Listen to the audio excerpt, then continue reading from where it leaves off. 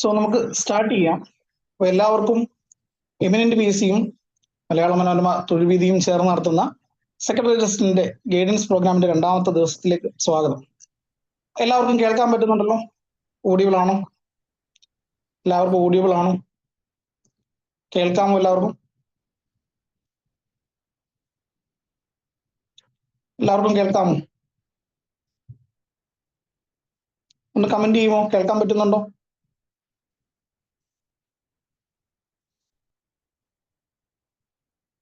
P P T കാണാൻ പറ്റുന്നുണ്ടോ? P P T കാണാമോ? ഷെയർ ചെയ്തിരിക്കുന്ന പി പി ടി കാണാമോ? എല്ലാവർക്കും കാണാം അല്ലെ? സോ അപ്പൊ അധികം വൈകിക്കുന്നില്ല, സ്റ്റാർട്ട് ചെയ്യണം. അതിനു മുമ്പ് എന്നെ ഒന്ന് പരിചയപ്പെടുത്താം. എൻ്റെ പേര് സച്ചിൻ എന്നാണ്. എൻ്റെ നാട് കോട്ടയം. ഇവിടെ എമിനന്റ് പി എസ് സിയിൽ നിങ്ങൾക്ക് ആർട്ട്, കൾച്ചർ, ലിറ്ററേച്ചർ, സ്പോർട്സ് എന്ന് പറയുന്ന ഭാഗമാണ് ക്ലാസ് എടുക്കുന്നത്. അപ്പൊ നമ്മൾ ഇന്നലെ നിങ്ങൾ എക്കണോമിക്സിന്റെ ക്ലാസ്സിൽ കയറിയിട്ടുണ്ടായിരുന്നു, അതുപോലെ തന്നെ ഇംഗ്ലീഷിന്റെ ക്ലാസ്സിൽ കയറിയിട്ടുണ്ടായിരുന്നു അല്ലെ? അപ്പൊ അതുപോലെ തന്നെ ഇന്ന് നമ്മൾ എടുക്കുന്ന ടോപ്പിക് എന്ന് പറയുന്നത് ആർട്ട് എന്ന് പറയുന്ന ടോപ്പിക്കാണ്. നമുക്കറിയാം, നമ്മുടെ സിലബസിൽ നമ്മൾ കണ്ടിട്ടുണ്ടാവുന്ന, അല്ലെങ്കിൽ നിങ്ങൾ സിലബസ് എടുത്ത് നോക്കിക്കഴിഞ്ഞാൽ നിങ്ങൾക്ക് കാണാൻ പറ്റുന്ന ഒരു ടോപ്പിക്കാണ് ആർട്ട്, കൾച്ചർ, സ്പോർട്സ്, ലിറ്ററേച്ചർ എന്ന് പറയുന്ന ഒരു ഭാഗം അല്ലെ? പ്രിലിംസിന് സാധാരണഗതിയിൽ 10 മാർക്കിനും, അതല്ല മെയിൻസിന് വരുന്ന സമയത്തേക്ക് ചില പരീക്ഷകളിൽ 5 മാർക്കിനും ഒക്കെ ആയിട്ടാണ് ഇതിന്റെ ഡിസ്ട്രിബ്യൂഷൻ. ഇത്രയും ഏരിയ അടങ്ങുന്നതാണ് ആ 5 മാർക്കും 10 മാർക്കും. ആർട്ട്, കൾച്ചർ, ലിറ്ററേച്ചർ, സ്പോർട്സ് ഇത്രയും ചേരുന്നതാണ്. അപ്പൊ അതിനകത്ത് നമുക്ക് അത്രയും പറയാനുള്ള ഒരു സമയം ഇതിനകത്ത് ഇല്ലാത്തത് കൊണ്ട് നമ്മൾ ഇന്ന് ആർട്ട് എന്ന് പറയുന്ന ഒരു ഭാഗം, കല എന്ന് പറയുന്ന ഒരു ഭാഗമാണ് നമ്മൾ ഇന്നത്തെ ക്ലാസ്സിൽ ഡിസ്കസ് ചെയ്യാൻ വേണ്ടിയിട്ട് ഉദ്ദേശിക്കും. സോ നിങ്ങൾ എല്ലാവരും സിലബസ് കണ്ടിട്ടുണ്ടാവും അല്ലെ? എന്തൊക്കെയാണ് നമ്മുടെ സിലബസിൽ പറഞ്ഞിരിക്കുന്നത് എന്ന് ആദ്യം ഒന്ന് നമുക്ക് നോക്കാം. എന്തൊക്കെയാണ് നമ്മുടെ സിലബസിൽ പറഞ്ഞിരിക്കുന്നത് ആർട്ടുമായിട്ട് ബന്ധപ്പെട്ടിട്ട് എന്തൊക്കെയാണെന്ന് നോക്കാം.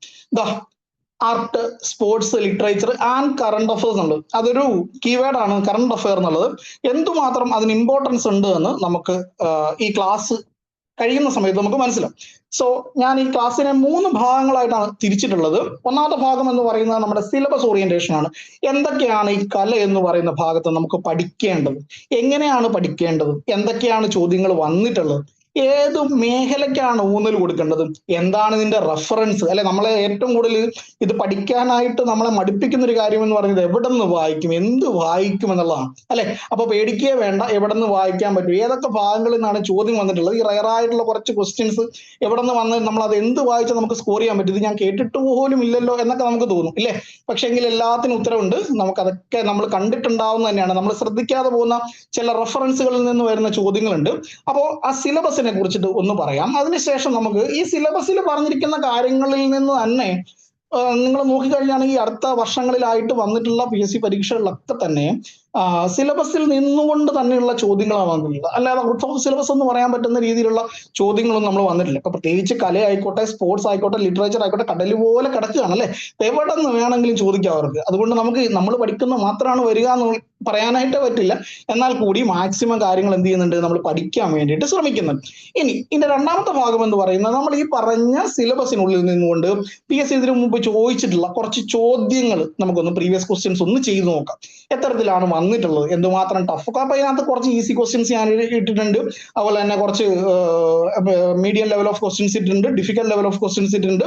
അതൊന്ന് നോക്കാം. അതിനുശേഷം നമുക്കൊരു ചെറിയ പോർഷൻ കലയുമായിട്ട് ബന്ധപ്പെട്ടുള്ള അപ്പൊ ഒരു ചെറിയ കല. അപ്പൊ ഞാൻ ഇന്ന് എടുത്തിട്ടുള്ളത് കൂടിയാട്ടം എന്ന് പറയുന്ന കലാരൂപമാണ്. അപ്പൊ ആ കലാരൂപത്തെ കുറിച്ച് എങ്ങനെയാണ് അത് പഠിക്കേണ്ടത് എന്നുള്ളൊരു കാര്യമാണ് നമ്മുടെ മൂന്നാമത്തെ ഭാഗത്ത്. ആ ഒരു ചെറിയ ടോപ്പിക് ഒന്ന് പഠിക്കാം, അതുമായിട്ട് ബന്ധപ്പെട്ടുള്ള ഒരു ക്വസ്റ്റ്യൻസും കൂടി ഒന്ന് ചെയ്യാം കേട്ടോ. അപ്പൊ അത്രയുമാണ് നമ്മുടെ ഇന്നത്തെ ഒരു ക്ലാസ് കൊണ്ട് ഉദ്ദേശിക്കുന്നത്. സോ റെഡി അല്ലേ? ടോപ്പിക്കിലേക്ക് പോകാമോ? എല്ലാവരും റെഡിയാണോ? ഉഷാറാണോ? ഓക്കെ അല്ലേ? പറഞ്ഞു തുടങ്ങിക്കോട്ടെ. പക്കാ എല്ലാവരും ഒന്ന് മെസ്സേജ് ചെയ്യണം. ഇത് നിങ്ങൾ മറ്റു ക്ലാസ്സുകൾ പോലെ ഒന്നും പേടിക്കുകയോ അല്ലെങ്കിൽ നിങ്ങളുടെ പൊളിറ്റി പോലെയോ ഈ ആർട്ട് കൾച്ചറൊക്കെ പഠിക്കുന്നതുകൊണ്ടുള്ള ഏറ്റവും നല്ല മെച്ചം എന്ന് പറഞ്ഞു കഴിഞ്ഞാൽ നിങ്ങൾക്ക് നമ്മൾ എന്താ പറയാ, നമ്മൾ കണ്ടിട്ടുള്ള കലകളെ കുറിച്ചിട്ട്, നമ്മൾ കേട്ടിട്ടുള്ള അല്ലെങ്കിൽ നമ്മൾ കണ്ടിട്ടുള്ള സിനിമകളെ കുറിച്ചിട്ട്, നമ്മൾ കേട്ടിട്ടുള്ള അറിവുകളെ കുറിച്ചിട്ട് അല്ല, നമ്മുടെ നാട്ടിൽ നടക്കുന്ന ചില കാര്യങ്ങളെ കുറിച്ചിട്ട്, അങ്ങനെയുള്ള കാര്യങ്ങളാണ് നമ്മൾ ഈ ക്ലാസ്സിൽ പറഞ്ഞു പോകുന്നത്. അല്ലാതെ വലിയ ആനുകൂല്യ കാര്യങ്ങളൊന്നും എന്ത് ചെയ്യില്ല, നമ്മൾ ഇതിനകത്ത് പറയുന്നേ ഇല്ല കേട്ടോ. അതുകൊണ്ട് നിങ്ങളുടെ പാർട്ടിസിപ്പേഷൻ കൂടി നിർബന്ധമായിട്ടുണ്ടാവണം. ഇല്ലെങ്കിൽ എന്ത് ചെയ്തിട്ട് പറ്റും, ഞാൻ ഇങ്ങനെ റേഡിയോ മാതിരി ഇരുന്ന് പറയും, നിങ്ങൾക്ക് അതൊന്നും വലിയ സുഖമൊന്നും ഉണ്ടാവില്ല. അപ്പം നിങ്ങൾ ചോദിക്കുന്ന ചോദ്യങ്ങൾ തെറ്റായിക്കോട്ടെ, നിങ്ങൾ പൊട്ടത്തെറ്റ് പറഞ്ഞു, ഇവിടെ ആര് നിങ്ങളെ കാണാനാണ് അല്ലെ? ആര് നിങ്ങളെ വഴക്ക് പറയാനാണ്? അങ്ങനെ ഒന്നുമില്ല അല്ലെ? അപ്പൊ ധൈര്യമായിട്ട് ക്വസ്റ്റ്യൻസ് ഒക്കെ കാണുന്ന സമയത്ത് ഇന്ററാക്ട് ചെയ്യാൻ വേണ്ടിയിട്ട് ശ്രമിക്കണം കേട്ടോ. അപ്പൊ നമ്മൾ കലയിലേക്ക് പോവുകയാണ്. ഈ കല എന്ന് പറഞ്ഞ് തുടങ്ങുന്ന സമയത്ത് നമ്മൾ ഈ ഒരു ഭാഗം അല്ലെങ്കിൽ കല എന്ന് പറഞ്ഞ സിലബസ് ആദ്യമായിട്ട് കേരള PSC ഇൻക്ലൂഡ് ചെയ്യുന്നത് 2021 മുതലാണ്. അതായത് നമ്മുടെ ഈ PSC പ്രിലിംസ് മെയിൻസ് ഇങ്ങനെ 2 ഘട്ട പരിപാടികൾ ആരംഭിച്ചിട്ടുണ്ടായിരുന്നില്ലേ? ആ ഒരു കാലഘട്ടത്തിലാണ്. അതിനു മുമ്പും ആർട്ടിൽ നിന്നും സ്പോർട്സിൽ നിന്നൊക്കെ ചോദ്യങ്ങൾ ഉണ്ടായിരുന്നു. എന്നാൽ പോലും സ്പെസിഫിക് ആയിട്ട് നിങ്ങൾ ഇതാണ് പഠിക്കേണ്ടത്, ഇനി മുതൽ ഇങ്ങനെ ഒരു ടോപ്പിക് ഉണ്ട്, ഈ ടോപ്പിക്കിൽ നിന്ന് ഇത്ര കാര്യങ്ങൾ ഇനി ഞങ്ങൾ ചോദിക്കും എന്ന് പറഞ്ഞുകൊണ്ട് PSC ഒരു സിലബസ് നൽകുന്നത് 2021 മുതലാണ്. ആ സിലബസ് വളരെ കൃത്യമായിട്ട് നിങ്ങളുടെ മുമ്പിൽ എഴുതി വെച്ചിട്ടുണ്ട്. എന്തൊക്കെയാണോ നമുക്ക് നോക്കാം അല്ലെ. കേരളത്തിലെ പ്രധാന ദൃശ്യ ശ്രാവ്യ കലകൾ, അവയുടെ ഉത്ഭവം, വ്യാപനം, പരിശീലനം. കേരളത്തിലെ ദൃശ്യ ശ്രാവ്യ കലകൾ, അവയുടെ ഉത്ഭവം, വ്യാപനം, പരിശീലനം എന്നിവ കൊണ്ട് പ്രശസ്തമായിട്ടുള്ള സ്ഥലങ്ങൾ, പ്രശസ്തമായിട്ടുള്ള സ്ഥാപനങ്ങൾ, പ്രശസ്തരായിട്ടുള്ള വ്യക്തികൾ, പ്രശസ്തരായിട്ടുള്ള കലാകാരന്മാര്, എഴുത്തുകാർ. ഞാൻ ഇത് മൂന്നും കൂടി പ്രശസ്തരായിട്ടുള്ള വ്യക്തികൾ അല്ലെങ്കിൽ പ്രശസ്തരായിട്ടുള്ള കലാകാരന്മാർ എന്നൊരു ഒറ്റ ഗ്രൂപ്പ് ആക്കുകയാണ്. അപ്പോ എന്താണ് ഇവര് തന്നെ പറഞ്ഞിട്ടുണ്ട്, അല്ലെങ്കിൽ PSC തന്നെ പറഞ്ഞിട്ടുണ്ട്, കേരളത്തിലെ പ്രധാന ദൃശ്യ ശ്രാവ്യ കലകൾ. അപ്പൊ എന്റെ ആദ്യത്തെ ചോദ്യം ഇതാണ്, എന്താണ് ദൃശ്യകലകൾ അല്ലെങ്കിൽ എന്താണ് ശ്രാവ്യകലകൾ? ആദ്യം നമുക്ക് ദൃശ്യകലകൾ എന്ന് തുടങ്ങാം. എന്താ ദൃശ്യകല എന്ന് പറഞ്ഞു കഴിഞ്ഞാൽ? ഒരു ദൃശ്യകല എന്ന് പറഞ്ഞാൽ എന്താ? നിങ്ങൾ മനസ്സിലാക്കുന്ന എന്താ? എന്തെങ്കിലും പറഞ്ഞു, നിങ്ങൾക്ക് അറിയാവുന്ന ആൻസർ പറഞ്ഞു. എന്താ ഒരു ദൃശ്യകല എന്ന് പറഞ്ഞാൽ? ദൃശ്യകല ആ പേരിനകത്ത് തന്നെ ഉണ്ട് അതെന്താണെന്ന്. എന്താ ദൃശ്യകല? ഒരു സിനിമ ഒരു ദൃശ്യകലയാണെന്ന് പറയുന്നുണ്ട്. പിന്നെ സിനിമ അല്ലാതെ വേറെ പറയാൻ പറഞ്ഞാൽ, സിനിമ അല്ലാതെ നാടകം ഒരു ദൃശ്യകലയാണെന്ന് പറയുന്നുണ്ട്. പിന്നെ കഥകളി ഒരു ദൃശ്യകലയാണെന്ന് പറയുന്നുണ്ട്. പിന്നെ ശ്രീവല്ലഭദാസ് അല്ലെ, ശ്രീവല്ലഭ ക്ഷേത്രം എന്ന് പറഞ്ഞിട്ട് ഒരു ക്ഷേത്രമുണ്ട് തിരുവല്ലയിൽ, അറിയുമോ? അവിടെയാണ് വർഷത്തിൽ 365 ദിവസം കഥകളി നടക്കുന്നത്. ശ്രീവല്ലഭ തന്നെ കൃത്യമായിട്ട് കഥകളി പറയുകയും ചെയ്തു. പിന്നെ വേറെ എന്തൊക്കെയാ? അപ്പൊ എന്തൊക്കെയാണ് വേരിയസ് ഡാൻസ് ഫോംസ് സബിത പറയുന്നുണ്ട്. Very good, very good. അപ്പൊ നമ്മൾ കണ്ണുകൾ കൊണ്ട് കണ്ട് ആസ്വദിക്കുന്ന തരത്തിലുള്ള കലാരൂപങ്ങളെയാണ് നമ്മൾ ദൃശ്യകലകൾ എന്ന് പറയും അല്ലെ. ഇനി അപ്പൊ ശ്രാവ്യ കലകൾ എന്ന് പറയാൻ പറഞ്ഞാൽ നിങ്ങൾ ഒരു എക്സാമ്പിൾ പറയൂ. ശ്രാവ്യ കലകൾ എന്ന് പറഞ്ഞാൽ, ശ്രാവ്യ കലകൾ, ഒരു ശ്രാവ്യകല പറയൂ. ശ്രാവ്യകല എന്ന് പറഞ്ഞപ്പോ എന്താ പറയുക? നമ്മുടെ ശ്രവണവുമായിട്ട് ബന്ധപ്പെട്ടിരിക്കും അല്ലെ. നമ്മൾ കേട്ടുകൊണ്ട് ആസ്വദിക്കുന്നത് ഏറ്റവും എളുപ്പത്തിൽ നിങ്ങൾക്ക് പറയാൻ പറ്റുന്ന ഒന്നുണ്ട്. അതാണ് ഡോണ പറഞ്ഞ മാതിരി മ്യൂസിക് അല്ലെ. മ്യൂസിക്. ഒരു പെയിന്റിങ് ഒരു ദൃശ്യകലയാണോ ശ്രാവ്യകലയാണോ? ഒരു പെയിന്റിങ് ദൃശ്യകലയാണോ ശ്രാവ്യകലയാണോ? പെയിന്റിങ്, പെയിന്റിങ് പെയിന്റിങ് ഒരു ദൃശ്യകലയാണോ ശ്രാവ്യകലയാണോ? ദൃശ്യകലയാണ് അല്ലെ. ഇതെന്താ നിങ്ങൾ റെസ്പോണ്ട് ചെയ്യാത്തത്? ദൃശ്യകലയാണ് അല്ലെ. അതുപോലെ തന്നെ ഒരു സ്കൾപ്ചർ നമ്മൾ കാണുകയാണ്, ഒരു എന്താ പറയാ, ഒരു പ്രതിമയെ നമ്മൾ കാണുകയാണ്, ഒരു സ്റ്റാച്യു നമ്മൾ കാണുക, ഒരു ശില്പം നമ്മൾ കാണുകയാണ്. അതെന്താണ്? നമ്മുടെ ദൃശ്യകല. നമ്മൾ കണ്ണുകൊണ്ടാണ് ആസ്വദിക്കുക. ഇപ്പൊ ശ്രീവല്ലഭ പറഞ്ഞ പോലെ നമ്മളിപ്പോ ഒരു കഥകളി എടുക്കുന്ന സമയത്ത് നമുക്കതിനെ വേണമെങ്കിൽ ദൃശ്യകലയായിട്ടും ശ്രാവ്യകലയായിട്ടും പറയാം അല്ലെ. ഒരേ സമയത്ത് തന്നെ അഭിനയം നമ്മൾ കാണുന്നതോടൊപ്പം തന്നെ അതിന്റെ പാട്ട് നമ്മൾ ശ്രദ്ധിക്കുന്നുണ്ട് അല്ലെ. പാട്ട് ശ്രദ്ധിക്കുന്നുണ്ട്. നിങ്ങളിപ്പോ സ്റ്റേറ്റ് സ്കൂൾ യുവജനോത്സവം ഒക്കെ കാണുന്ന ആൾക്കാരാണെങ്കിൽ മനസ്സിലാവും. അവിടെ കഥകളി സംഗീതം എന്ന് പറഞ്ഞിട്ട് തന്നെ ഒരു കലാരൂപമുണ്ട് അല്ലെ. കഥകളിയിലെ സംഗീതത്തിന് അത്രത്തോളം പ്രാധാന്യം കൊടുക്കുന്നുണ്ട്. ഇതൊന്നും സയന്റിഫിക് ആയിട്ടുള്ള ഒരു എന്താ പറയുക രീതിയോ അല്ലെങ്കിൽ തിരിക്കലോ ഒന്നുമല്ല. അല്ലാതെ തന്നെ നമുക്ക് കലകളെ ഒത്തിരി രീതിയിൽ തിരിക്കാൻ പറ്റും. ഇപ്പൊ ക്ഷേത്ര കലകളെന്ന് നമ്മൾ പറയാറുണ്ട്, അല്ലെങ്കിൽ അനുഷ്ഠാന കലകൾ എന്ന് പറയാറുണ്ട്. അനുഷ്ഠാന കലകൾ അല്ലെങ്കിൽ ആയോധന കലകൾ എന്ന് പറയാറുണ്ട്. ഒരു അനുഷ്ഠാന കലയുടെ പേര് പറയാൻ പറഞ്ഞാൽ നിങ്ങൾ ഏത് പറയും? ഒരു അനുഷ്ഠാന കലയുടെ പേര് പറയാൻ പറഞ്ഞാൽ അനുഷ്ഠാനം. എന്താ അനുഷ്ഠാന കല എന്ന് പറഞ്ഞാൽ? അല്ലെങ്കിൽ പോട്ടെ, അനുഷ്ഠാന കലകൾക്ക് ഒരു എക്സാമ്പിൾ പറഞ്ഞാൽ മതി. അനുഷ്ഠാന കലകൾക്ക് ഇതാ നമ്മൾ 27 പേരുണ്ട്, പക്ഷെ ആ 27 ഉത്തരങ്ങൾ പോയി എനിക്കിവിടെ എത്തുന്നില്ല കേട്ടോ. എല്ലാവരും പറയണം. തെയ്യം, ശരണ്യ പറഞ്ഞു തെയ്യം ഒരു അനുഷ്ഠാന കലയാണെന്ന്. വേറൊരെണ്ണം പറയാൻ പറഞ്ഞാലോ? വേറൊരെണ്ണം മധ്യകേരളത്തൊക്കെ നിലനിൽക്കുന്നതായിട്ടുള്ള ഒരു അനുഷ്ഠാന കല പറയാൻ പറഞ്ഞാലോ? മധ്യകേരളത്തിലൊക്കെ നിൽക്കുന്നതായിട്ടുള്ള ഒരു അനുഷ്ഠാന കല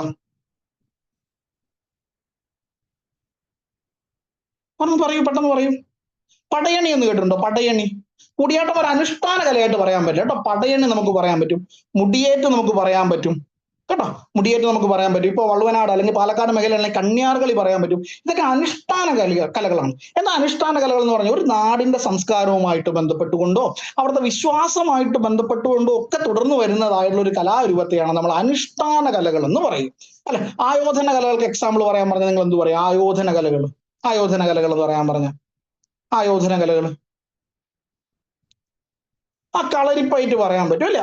അത്തരത്തില് ഓരോ കലാരൂപങ്ങളെയും നമ്മൾ എന്ത് ചെയ്യുന്നുണ്ട്, അങ്ങനെ നമുക്ക് ഡിവൈഡ് ചെയ്യാനായിട്ട് ക്ഷേത്ര കലകളാണെങ്കിൽ നിങ്ങൾ നേരത്തെ പറഞ്ഞ മാതിരി കൂടിയാട്ടം പറയാൻ പറ്റും, കൂത്ത് പറയാൻ പറ്റും അല്ലെ?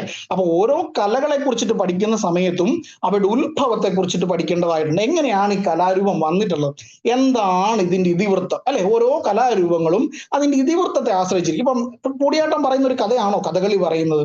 ആ ഒരു കഥയാണോ ചവിട്ടുനാടകം പറയുന്നത്? അല്ല അല്ലെ? അതാണോ മാർഗം കളി പറയുന്നത്? ഒരിക്കലും അല്ല. മാർഗം കളി എന്ന് പറയുന്നത് ഈ പറയുന്ന പോലെ സെയിന്റ് തോമസിന്റെ ചരിത്രവുമായിട്ട് ബന്ധപ്പെട്ടിട്ട് നിൽക്കും. കഥകളി എന്ന് പറയുന്ന പുരാണ കഥകൾ പറയാണ്. നങ്ങ്യാർകൂത്ത് എന്ന് പറഞ്ഞാൽ കൃഷ്ണന്റെ കഥ പറയുകയാണ് അല്ലെ? കൃഷ്ണനാട്ടം എന്ന് പറഞ്ഞാൽ കൃഷ്ണന്റെ കഥ പറയുകയാണ്. കാക്കാരിശി നാടകം എന്ന് പറഞ്ഞാൽ ശിവന്റെയും പാർവതിയുടെയും കഥ പറയുകയാണ് അല്ലെ?